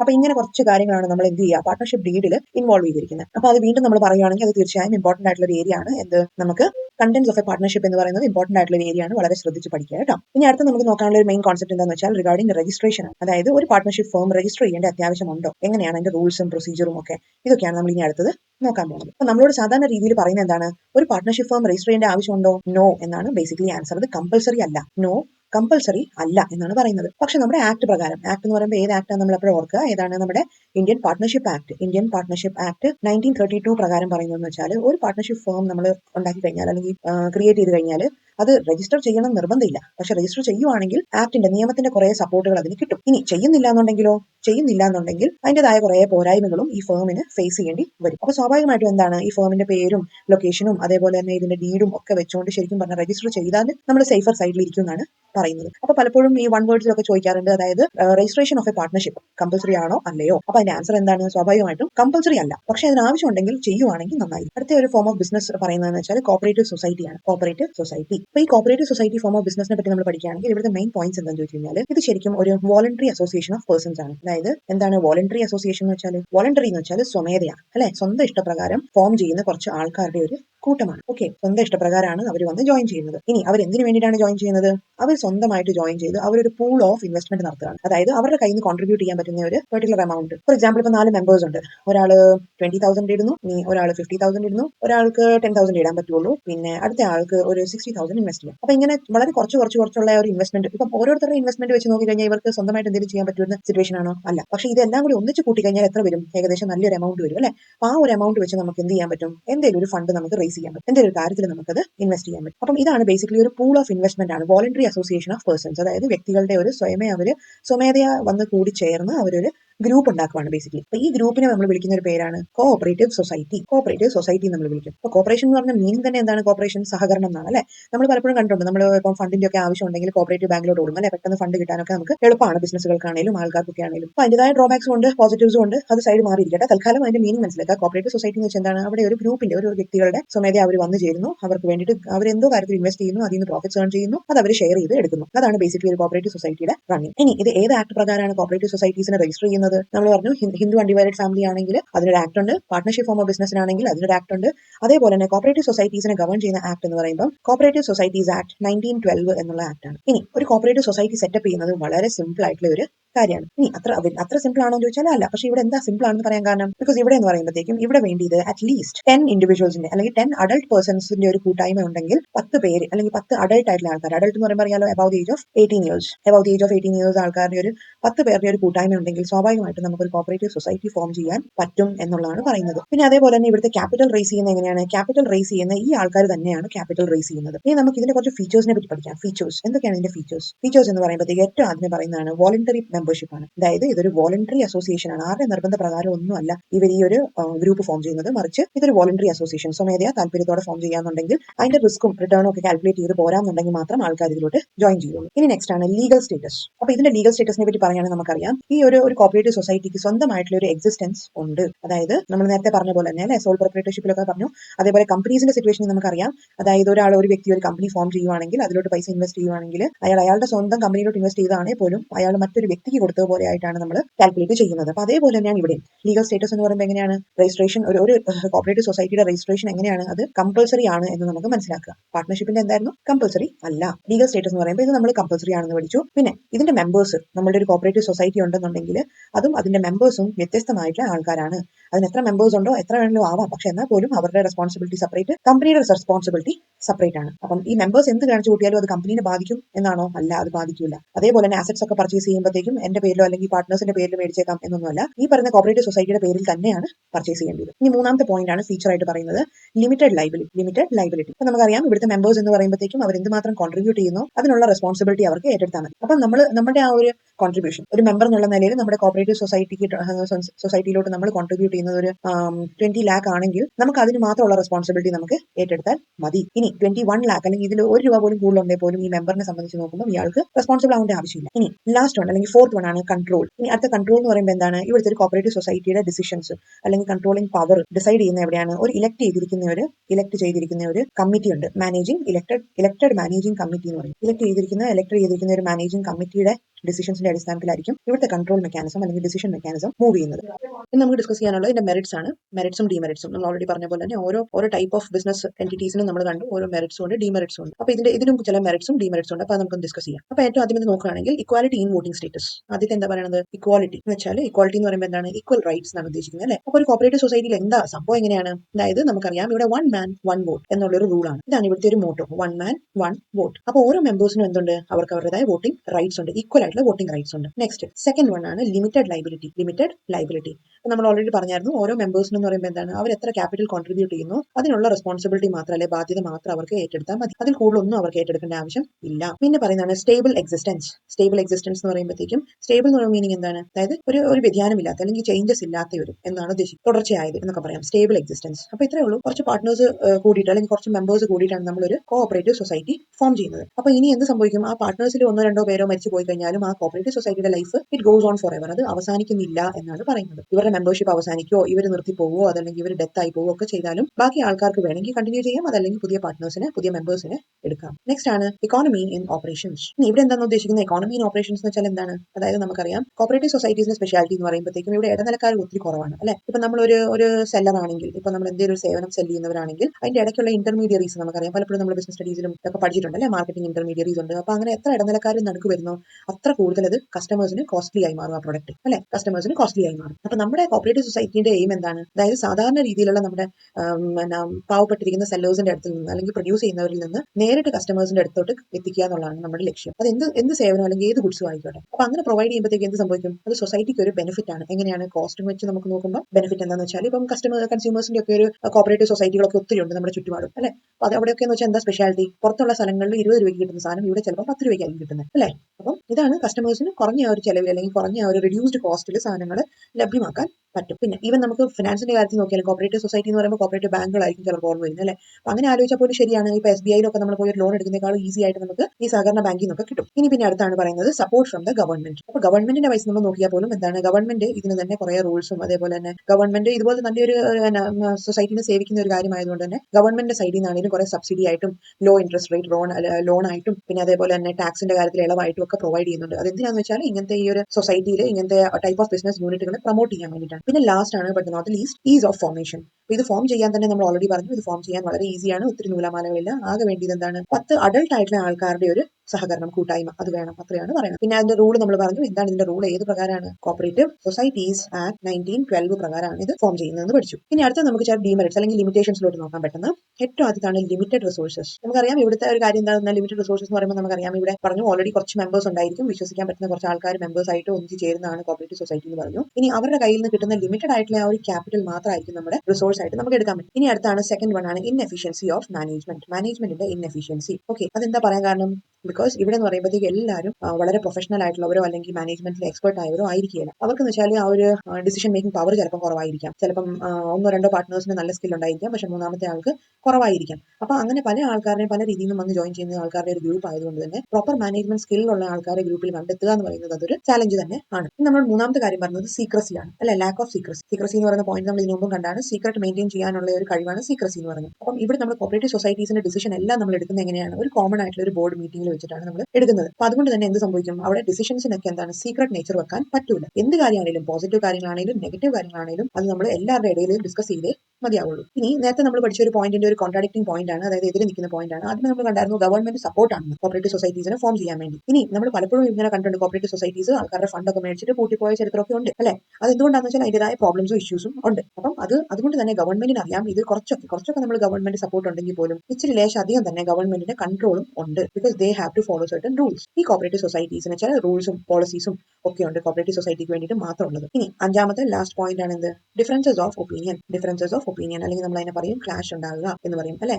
അപ്പം അത് സംഭവിക്കാൻ എല്ലാവിധ ചാൻസസും ഉണ്ട്. എവിടെ നമ്മൾ മാൻ പവറിനെ നമ്മൾ മാനേജ് ചെയ്യുന്നു അവിടെയൊക്കെ ഇവ തിരിച്ച് വ്യത്യാസവും പിന്നെ അതുപോലെ തന്നെ ഒപ്പീനിയന്റെ വ്യത്യാസം ഒക്കെ വരാൻ ചാൻസ് ഉണ്ട്. അപ്പം നമ്മൾ പറയുന്ന ഒപ്പീനിയന്റെ വ്യത്യാസം ഇപ്പം മെജോറിറ്റി ആൾക്കാരും തെറ്റിന്റെ കൂടെയാണ് നിൽക്കുന്നത് അല്ലെങ്കിൽ കള്ളത്തരത്തിന്റെ കൂടെയാണ് നിൽക്കുന്നതെങ്കിൽ നമ്മുടെ കോപ്പറേറ്റീവ് സൊസൈറ്റി അത് ഫോളോ ചെയ്യും. അപ്പം സ്വാഭാവികമായിട്ടും അതൊരു ബെനിഫിറ്റ് മോട്ടീവ് ആവണമെന്നില്ല. അത് ചിലപ്പോൾ ഒരു സ്വാർത്ഥ മോട്ടീവ് ആവാം. സൊസൈറ്റീസ് ചിലപ്പം അതൊരു കള്ളത്തരാവാനും പിന്നെ അതേപോലെ പൈസ അടിച്ച് മാറ്റിക്കൊണ്ട് പോകാനും ഒക്കെ കാരണമാവാം. പല രീതിയിലും പ്രോബ്ലംസ് ക്രിയേറ്റ് ചെയ്യപ്പെടാം. നമുക്ക് പഠിക്കാനുള്ള കോൺസെപ്റ്റ് ആണ് ടൈപ്സ് ഓഫ് കോഓപ്പറേറ്റീവ് സൊസൈറ്റീസ്. അപ്പോൾ ഇതിൽ നമ്മൾ നോക്കുകയാണെങ്കിൽ നമ്മൾ പഠിച്ചു ബേസിക്കലി കോപ്പറേറ്റീവ് സൊസൈറ്റി എന്താണെന്നുള്ളത് കണ്ടു അല്ലെ. ഇനി നമുക്ക് പഠിക്കാനുള്ളതെന്ന് പറയുമ്പോൾ 5 or 6 different types of cooperative societies ആണ്. അപ്പോൾ ഇതിനൊക്കെ ചിലതൊക്കെ നമ്മൾ കേട്ടിട്ടുണ്ടാവാം, ചിലതൊക്കെ നമുക്ക് പുതിയൊരു കോൺസെപ്റ്റ് ആവാം.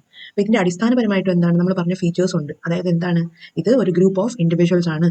ഇനി അവരെങ്ങനെയാണ് അവർ വോളണ്ടറിലി അവർ ഒന്നിച്ച് കൂടുകയാണ് എന്തിനു വേണ്ടിയിട്ട്? ഒരു കോമൺ പർപ്പസിന് വേണ്ടി. അവരവരുടെ ഫണ്ട് ഒന്നിച്ചിടുവാണ് അവരവരുടെ കോമൺ പർപ്പസിന് വേണ്ടിയിട്ട്. അതേപോലെ അവരുടെ ഗ്രൂപ്പിലുള്ള ബാക്കി മെമ്പേഴ്സിനും കൂടി ബെനിഫിറ്റ് കിട്ടാൻ വേണ്ടിയിട്ടാണ് അവർ ഈ ഒരു ഗ്രൂപ്പ് ഫോം ചെയ്യുന്നത്. കോഓപ്പറേറ്റീവ് സൊസൈറ്റി എന്ന് പഠിച്ചു. ഇനി അതിൽ ഏറ്റവും ആദ്യമേ കാണാനുള്ളതാണ് കൺസ്യൂമേഴ്സ് കോഓപ്പറേറ്റീവ് സൊസൈറ്റീസ്. ഈ ഒരു കോഓപ്പറേറ്റീവ് സൊസൈറ്റിയുടെ സ്പെഷ്യാലിറ്റി എന്താണെന്ന് വെച്ചാൽ ജസ്റ്റ് ബ്രീഫ് ആയിട്ടൊന്ന് പറയാം. അതായത് നമുക്കിപ്പം ഇവിടെ ജസ്റ്റ് വായിച്ച് നോക്കിയാൽ മതി, അറിയണം ഡീറ്റെയിൽ ആയിട്ട് അറിയണമെന്നുണ്ടെങ്കിൽ. അത് കോമൺ ആയിട്ടൊന്ന് പറയുകയാണെങ്കിൽ ഇവിടെ protect the interest of consumers ആണ് നമുക്കറിയാം അല്ലെ. കോപ്പറേറ്റീവ് സൊസൈറ്റീസ് ഫോം ചെയ്യുന്ന എന്താണ്? ഇടനിലക്കാരെ അവോയ്ഡ് ചെയ്ത് ഗുഡ്സ് ആ മെമ്പേഴ്സിന്റെ അടുത്തോട്ട് വളരെ കുറഞ്ഞ ചെലവിൽ എത്തിക്കുക എന്നുള്ളതാണ് ഇവിടുത്തെ മെയിൻ ഉദ്ദേശം. ഗുഡ് ക്വാളിറ്റി ഗുഡ്സ് നമ്മൾ എവിടെ നിന്ന്? അത് പ്രൊഡ്യൂസ് ചെയ്യുന്നവരിൽ നിന്ന്, പ്രൊഡ്യൂസേഴ്സിൽ നിന്ന് നേരിട്ട് പോയിട്ട് നമ്മുടെ കസ്റ്റമേഴ്സ് എന്ന് പറയുമ്പോൾ നമ്മുടെ മെമ്പേഴ്സ് ആണ് ഇവിടെ കേട്ടോ. നമ്മുടെ കൺസ്യൂമർ കോപ്പറേറ്റീവ് സൊസൈറ്റിയുടെ തന്നെ പങ്കാളികളായിരിക്കുന്ന അല്ലെങ്കിൽ മെമ്പേഴ്സ് ആയിരിക്കുന്ന വ്യക്തികളിൽ എത്തിക്കുക എന്നുള്ളതാണ്. ഇനി ഇവിടെ എന്താണ്? ഇടനിലക്കാരെ നമ്മൾ ഇൻവോൾവ് ചെയ്യിപ്പിക്കുന്നില്ല. അതുകൊണ്ട് തന്നെ നമുക്ക് എന്ത് ചെയ്യാൻ പറ്റും? അത് കുറഞ്ഞ ഒരു ചെലവിൽ മാർക്കറ്റിൽ 10 രൂപയുടെ സാധനം കൺസ്യൂമേഴ്സിന്റെ കയ്യിൽ എത്തുന്നത് ചിലപ്പം 1000 രൂപയ്ക്കും ഒക്കെ ആയിരിക്കും. അപ്പോൾ അത് നമുക്ക് ഇടനിലക്കാർ വഴി എന്ത് ചെയ്യാം? അത് മാറ്റുമ്പോഴത്തേക്കും ചിലപ്പോൾ ഇതിന്റെ പ്രൈസ് ഒത്തിരി അധികം കുറഞ്ഞു എന്നൊക്കെ വരും. അപ്പം അതാണ് ബേസിക്കലി കൺസ്യൂമർ കോപ്പറേറ്റീവ് സൊസൈറ്റീസിന്റെ ഉദ്ദേശം. ടു അവോയ്ഡ് മിഡിൽമെന്നിനെ ഇവിടുന്ന് അവോയ്ഡ് ചെയ്യുക എന്നുള്ളതാണ് ഉദ്ദേശം. ഇനി രണ്ടാമത്താണ് നമ്മുടെ producers cooperative societies. Producers cooperative society എന്ന് പറയുമ്പോൾ എന്താണ്? കൺസ്യൂമേഴ്സ് കോപ്പറേറ്റീവ് സൊസൈറ്റി പോലെ തന്നെയാണ് അല്ലെ. പക്ഷേ ഇവിടുത്തെ സ്പെഷ്യാലിറ്റി എന്താണ്? ഇത് പ്രൊഡ്യൂസറിനെയാണ് ഫോക്കസ് ചെയ്യുന്നത്.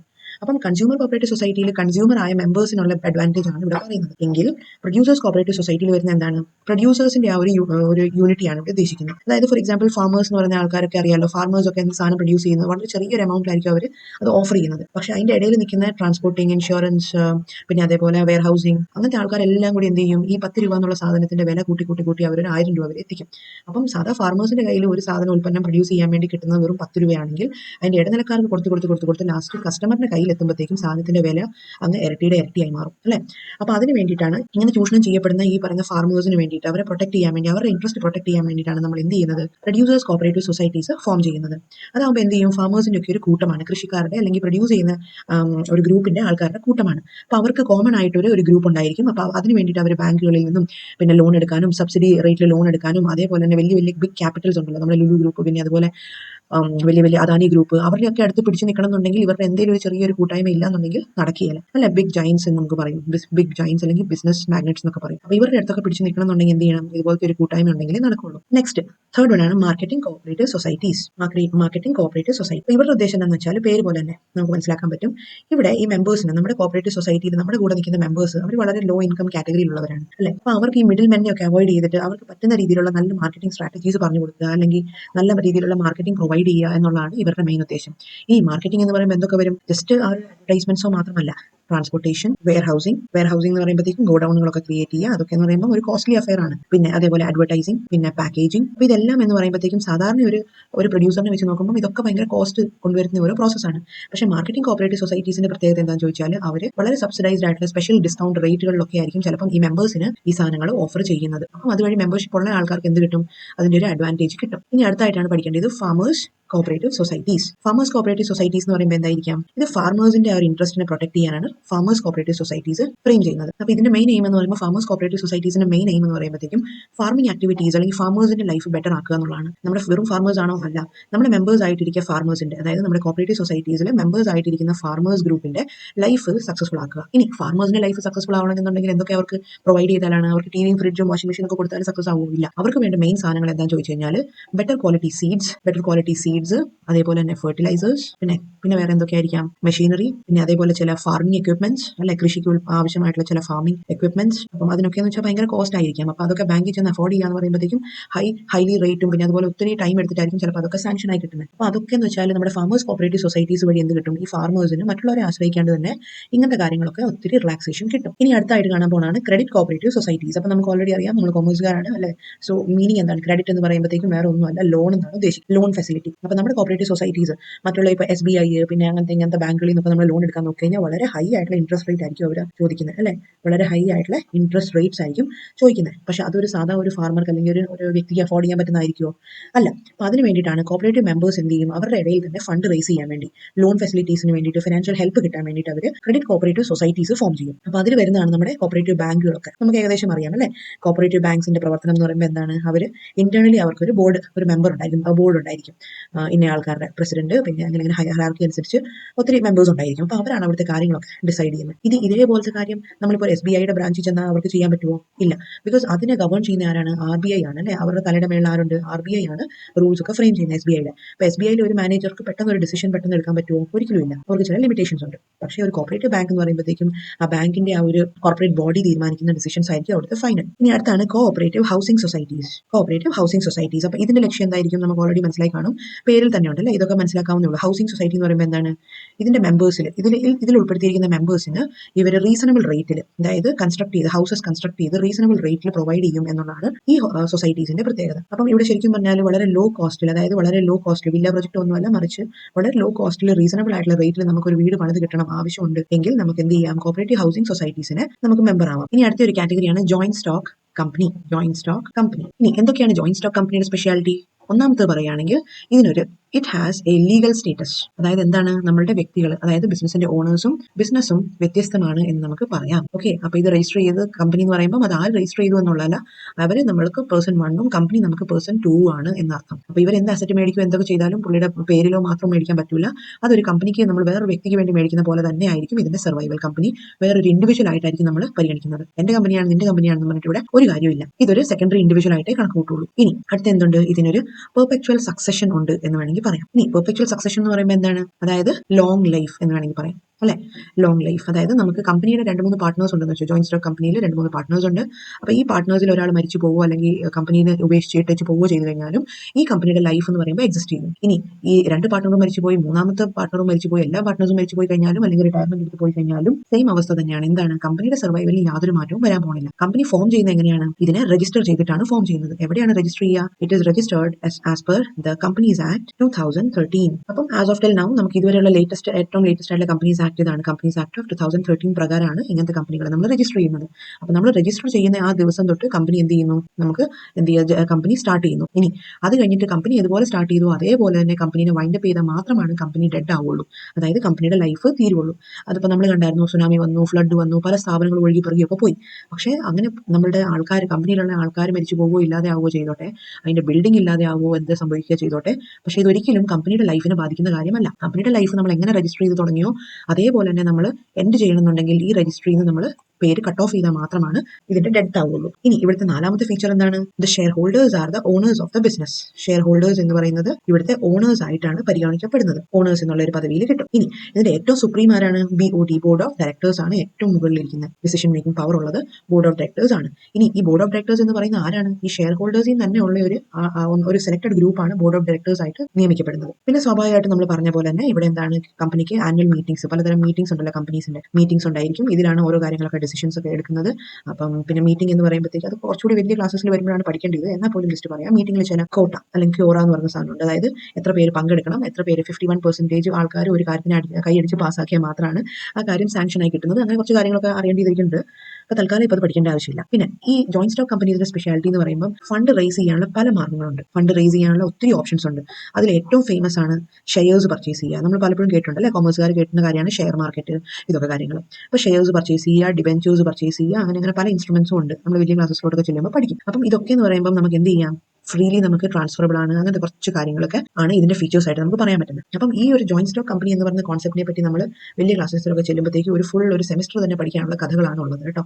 അപ്പോൾ തൽക്കാലം ഇത്രമാത്രം അറിഞ്ഞിരിക്കുക. പിന്നെ അടുത്തതായിട്ട് നമുക്ക് അതിന്റെ ഫീച്ചേഴ്സ് നോക്കാം. ഓൾമോസ്റ്റ് നമ്മൾ അതിന്റെ എല്ലാ ഫീച്ചേഴ്സ് ഒക്കെ കണ്ടു കഴിഞ്ഞു. എന്നാലും ജസ്റ്റ് ഒന്ന് ഡിസ്കസ് ചെയ്യാം. What are the features of a joint stock company? ഫീച്ചേഴ്സിൽ ഏറ്റവും ആദ്യം പറയുന്നതാണ് company is an artificial person. Company എന്ന് പറയുമ്പോഴത്തേക്കും എന്താണ്, ഒരു ആർട്ടിഫിഷ്യൽ പേഴ്സൺ ആണ്. എന്താണ്, ക്രിയേറ്റഡ് ബൈ ലോ എന്ന് കൂടി വേണമെങ്കിൽ ഇടാം. അതായത് നിയമപരമായിട്ട് ക്രിയേറ്റ് ചെയ്യപ്പെടുന്ന ഒരു വ്യക്തിയാണ് എന്ത്, ഈ കമ്പനി എന്ന് പറയുമ്പോഴത്തേക്കും. അപ്പം അത് ശരിക്കും ഒരു വ്യക്തിയാണ്, അത് റിയൽ ലൈഫ് എക്സിസ്റ്റൻസ് ഉണ്ട് എന്നൊക്കെ പറയുമ്പോഴത്തേക്കും ഇനി അത് കുഞ്ഞു പിള്ളേരൊക്കെ ചോദിക്കുന്ന പോലെ ശ്വാസം എടുക്കുമോ, ഭക്ഷണം കഴിക്കുമോ, ഒരു സ്ഥലത്ത് മറ്റു സ്ഥലത്തോട് നടന്നു പോകുമോ, അങ്ങനത്തെ ചോദ്യങ്ങൾ ഒരിക്കലും ചിന്തിക്കരുത്. ഇതൊരു ആർട്ടിഫിഷ്യൽ പേഴ്സൺ ആണ് എന്ന് പറയുമ്പോൾ എന്താണ്, ഇതിന് സെപ്പറേറ്റ് ആയിട്ടുള്ള ഒരു എക്സിസ്റ്റൻസ് ഉണ്ടെന്നേ ഉള്ളൂ. അപ്പം അത് നടക്കുമോ ഇരിക്കുകയോ കഴിക്കുമോ എന്നുള്ളതല്ല. പക്ഷേ ഏതൊരു വ്യക്തിയെ പോലെ തന്നെ നമ്മുടെ ഇവിടുത്തെ ഓണർ, ബിസിനസിന്റെ ഓണർ കമ്പനിയിലോട്ട് എന്തെങ്കിലും പർച്ചേസ് ചെയ്താൽ മറ്റൊരാൾക്ക് വേണ്ടിയിട്ട് പർച്ചേസ് ചെയ്യുന്നതിന്റെ ഒരു എഫക്റ്റേ വരുള്ളൂ. ഇയാളുടെ സ്വന്തം കമ്പനി ആയിരിക്കാം, എന്നാൽ പോലും ഇയാൾ അസറ്റ്സ് പർച്ചേസ് ചെയ്താൽ അങ്ങനെ വരും. പിന്നെ അതേപോലെ തന്നെ കമ്പനിക്ക് വേണ്ടിയിട്ട് മറ്റുള്ളവരുടെ ഏതെങ്കിലും ലൈബിലിറ്റി മേടിച്ചാലും ഇതുപോലെ തന്നെ വരും. ഇനി എന്തിന്, കമ്പനി ഫോം ചെയ്യാൻ വേണ്ടി നമ്മൾ ഇടുന്ന ക്യാപിറ്റൽ എന്ന് കൊടുക്കുന്നത് തന്നെ എന്താണ്, നമ്മൾ വേറൊരു വ്യക്തിക്ക് പൈസ കൊടുത്തതായിട്ടാണ് ട്രീറ്റ് ചെയ്യുന്നത്. അപ്പൊ അതിനെല്ലാം കൂടെ നോക്കുമ്പോഴത്തേക്കും പേഴ്സൺ 1 രണ്ട് വ്യക്തികൾ തമ്മിൽ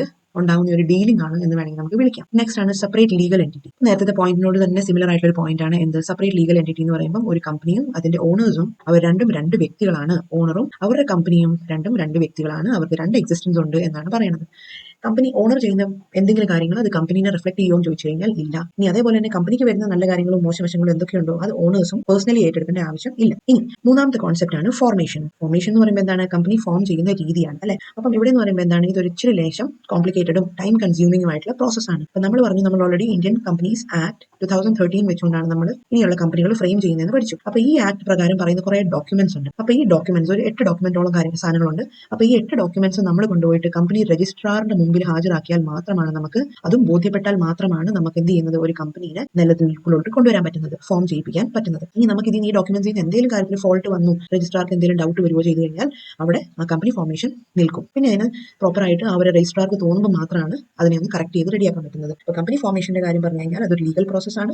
അത് സ്റ്റാർട്ട് ചെയ്യണമെന്നുണ്ടെങ്കിൽ ചില റൂൾസ് നമ്മൾ ഫോളോ ചെയ്യാനുണ്ട്. ഇനി നാലാമത്താണ് നമ്മൾ ഓൾറെഡി പറഞ്ഞു പെർപെക്ച്വൽ സക്സഷൻ. ഇനി പെർപെക്ച്വൽ സക്സഷൻ എന്ന് പറയുമ്പോൾ എന്താണ്, നമ്മൾ പറഞ്ഞു ലിവിങ് ഫോർ എവർ എന്നുള്ളത് അല്ലെ. അതായത് കമ്പനിയുടെ പാർട്ട്നേഴ്സ് മരിച്ചു പോകുമോ, അവരുടെ ലൈഫ് അവസാനിപ്പിക്കുകയോ അല്ലെങ്കിൽ അവർ ഈ കമ്പനിയിൽ ഇറങ്ങി പോവുകയോ ചെയ്താലും കമ്പനിക്ക് യാതൊരു രീതിയിലും അത് റിഫ്ലക്ട് ചെയ്യുന്നില്ല. കമ്പനി എങ്ങനെ സ്റ്റാർട്ട് ചെയ്തു, രജിസ്ട്രേഷൻ വഴി. അപ്പൊ രജിസ്ട്രേഷൻ വഴി തന്നെ അതിനെ ക്ലോസ് ചെയ്താൽ മാത്രമാണ് അതിന് എന്ത് ചെയ്യാൻ പറ്റുന്നത്, അതിന്റെ ലൈഫ് എൻഡ് ആവുന്നത്. നെക്സ്റ്റ് ഫിഫ്ത്ത് വൺ ആണ് കൺട്രോൾ. ഇനി ഒരു കമ്പനി ഫോം ഓഫ് ബിസിനസിന്റെ ഹോൾ സോൾ കൺട്രോൾ ആളുടെ കയ്യിലാണ്. നമ്മൾ ഓൾറെഡി പറഞ്ഞായിരുന്നു that belongs to the board of directors. ഇനി ഈ ബോർഡ് ഓഫ് ഡയറക്ടേഴ്സ് എന്ന് പറയുന്നത് ആരാണ്, നമ്മളുടെ ഷെയർ ഹോൾഡേഴ്സിൽ നിന്ന് തന്നെ അല്ലെ. കമ്പനിക്ക് ഷെയർസ് ഒക്കെ ഇഷ്യൂ ചെയ്യാന്നൊക്കെ പഠിച്ചു. അപ്പം അതാരാണ്, ഷെയർ മേടിച്ച ഷെയർ ഹോൾഡേഴ്സിൽ നിന്ന് തന്നെ സെലക്ട് ചെയ്യപ്പെടുന്ന കുറച്ച് ആൾക്കാരെയാണ് ബോർഡ് ഓഫ് ഡയറക്ടേഴ്സ് ആയിട്ട് നമ്മൾ നിയമിക്കുന്നത്. ഇനി അടുത്തൊരു കാര്യമാണ് ലൈബിലിറ്റി. അപ്പൊ നമുക്ക് ഓൾറെഡി അറിയാം നമ്മുടെ ഒരു കമ്പനി ഫോം ഓഫ് ബിസിനസിന്റെ ലൈബിലിറ്റി എന്ന് പറയുമ്പോഴത്തേക്കും it is limited. Because unlimited liability എന്ന് പറഞ്ഞു കഴിഞ്ഞാൽ തന്നെ ഒരാൾ പോലും company form of business start ചെയ്യാൻ പോവുകയില്ല അല്ലെ. അപ്പം ഇത് ലിമിറ്റഡ് ആണ്.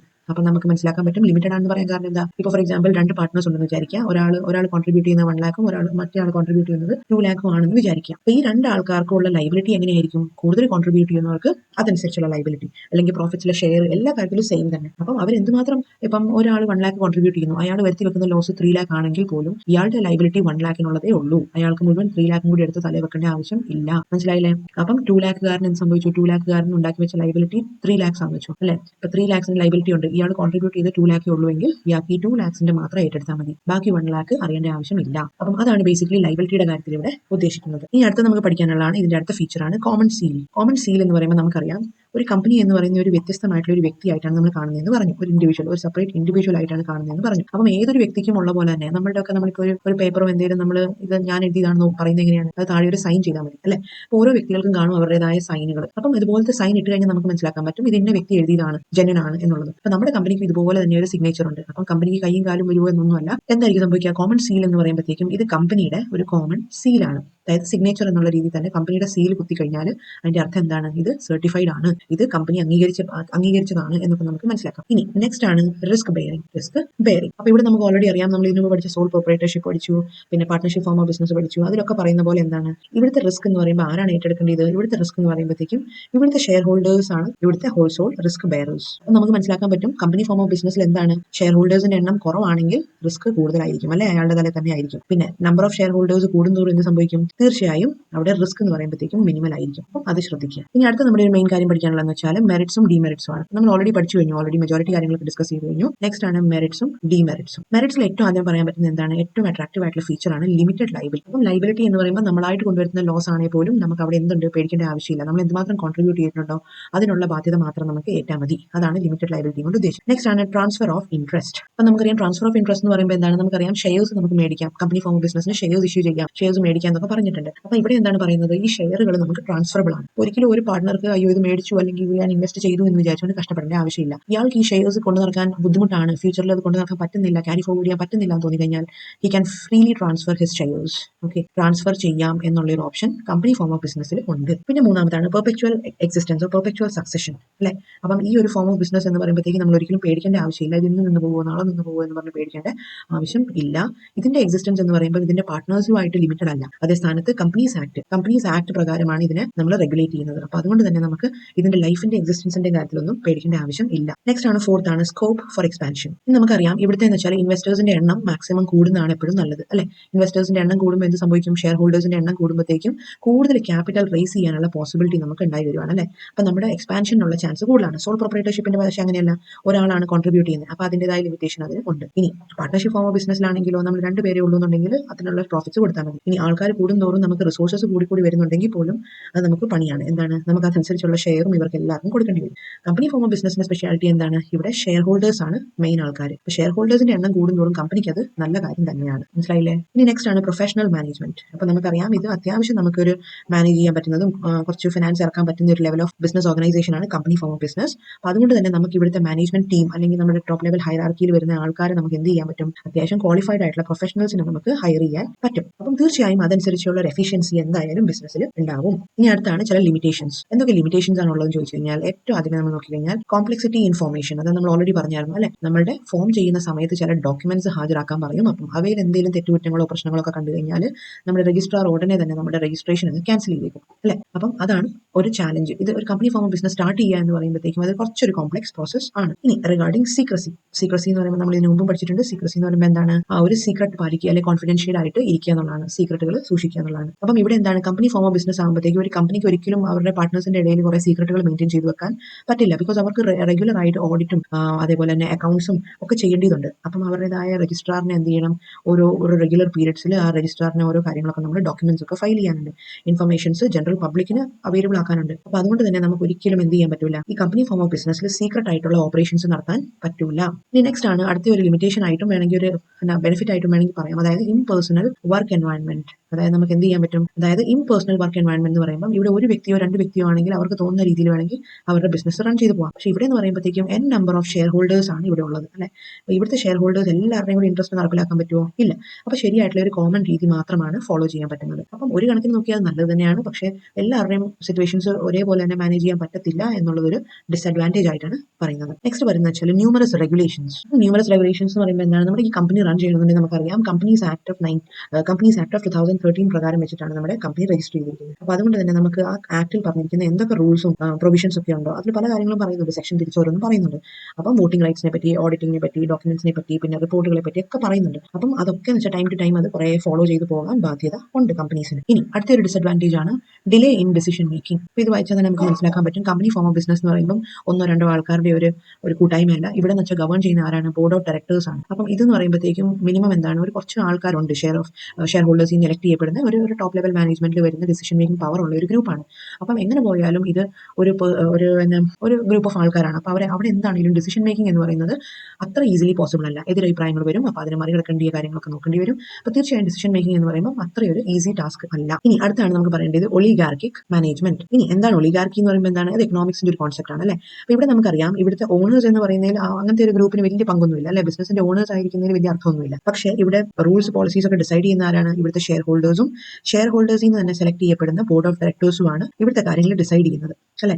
അപ്പം നമുക്ക് ആകെ ഒരു ഓപ്ഷൻ എന്ന് വെച്ചാൽ എന്താണ്, ഷെയർ ഹോൾഡേഴ്സ് പറയുന്ന കാര്യങ്ങൾ, ഡിസിഷൻസ് എല്ലാവരും കൈയടിച്ച് പാസ്സാക്കുന്ന കാര്യങ്ങളൊക്കെ നമുക്ക് അംഗീകരിക്കുക എന്നുള്ളതാണ്. ഇനി നമുക്ക് എന്തെങ്കിലും ഡിഫിക്കൽട്ട് സിറ്റുവേഷൻ ആവുകയാണ്, അല്ലെങ്കിൽ ഡിസാറ്റിസ്ഫാക്ഷൻ തോന്നുവാണ്, താല്പര്യം തോന്നുന്നില്ല എന്നുണ്ടെങ്കിൽ നമുക്ക് ഇവരെ ഡിസിഷൻ മാറ്റാനുള്ള ഒരു പ്രൊവിഷൻ ഇല്ല. മറിച്ച് അവരുടെ ഷെയർസ് സെല് ചെയ്യുക എന്നുള്ളതേ പറ്റുള്ളൂ. ഷെയർസ് സെല് ചെയ്ത് നമ്മുടെ ഷെയർസ് ഒക്കെ വിറ്റ് പൈസ മേടിച്ച് വീട്ടിൽ പോകുക എന്നുള്ളതേ നടക്കുള്ളൂ. നെക്സ്റ്റ് ഒരു ഡിസഡ്വാൻറ്റേജ് ആണ് പറയുന്നത്, നമ്മൾ ഓൾറെഡി മേളിൽ ഡിസ്കസ് ചെയ്തു, അതായത് കോൺഫ്ലിക്ട് ഇൻ ഇൻട്രസ്റ്റ്. അപ്പം പലതരത്തിലുള്ള ഷെയർ ഹോൾഡേഴ്സ് ഉണ്ട്, അപ്പം എല്ലാവരുടെയും ഡിമാൻഡ് ഒരേപോലെ ആവണമെന്നില്ല.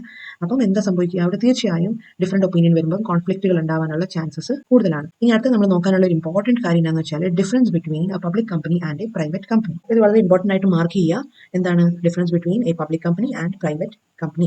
ടെക്സ്റ്റ് ബുക്കിൽ കാണാൻ പറ്റുന്നുണ്ട്, നമുക്ക് ഇവിടെ കാണാം. അതായത് ഡിഫറൻസ് ബിറ്റ്വീൻ എന്തൊക്കെയാണ്. പബ്ലിക് കമ്പനിയിൽ മിനിമം ആൾക്കാരുടെ എണ്ണം 7, മാക്സിമം എന്ന് പറയുന്ന കോൺസെപ്റ്റ് ഇല്ല, അൺലിമിറ്റഡ് മെമ്പേഴ്സും ആവാം. ഇനി പ്രൈവറ്റ് കമ്പനി ആണെങ്കിലോ മിനിമം 2ഉം മാക്സിമം 200 ആണ് പറഞ്ഞിരിക്കുന്നത്. അതിൽ നിന്ന് കുറച്ച് അപ്ഡേഷൻസ് വന്നിട്ടുണ്ട്. ഇപ്പം നിലവിൽ 50 ആണ് കാണിച്ചിരിക്കുന്നത്. Next minimum number of directors public കമ്പനിയിൽ 3ഉം പ്രൈവറ്റ് കമ്പനീസിൽ 2ഉം ആണ്. ഇനി ഇൻഡെക്സ് ഓഫ് മെമ്പേഴ്സ് എന്ന് പറയുമ്പോൾ മെമ്പേഴ്സിന്റെ ആ ഒരു ലിസ്റ്റ് തയ്യാറാക്കുന്നത് പബ്ലിക് കമ്പനിയിൽ കമ്പൽസറി ആണ്, പ്രൈവറ്റ് കമ്പനീസിൽ നോൺ കമ്പൽസറി ആണ്. ട്രാൻസ്ഫർ ഓഫ് ഷെയർസ് പബ്ലിക് കമ്പനിയുടെ ഷെയർസ് എന്ന് പറയുമ്പോൾ നോ റെസ്ട്രിക്ഷൻ, ട്രാൻസ്ഫറബിൾ ആണ്. പറയുമ്പോഴത്തേക്കും കുറച്ച് ലിമിറ്റേഷൻസ് ഉണ്ട് ട്രാൻസ്ഫർ ചെയ്യുന്ന കണ്ടീഷൻ.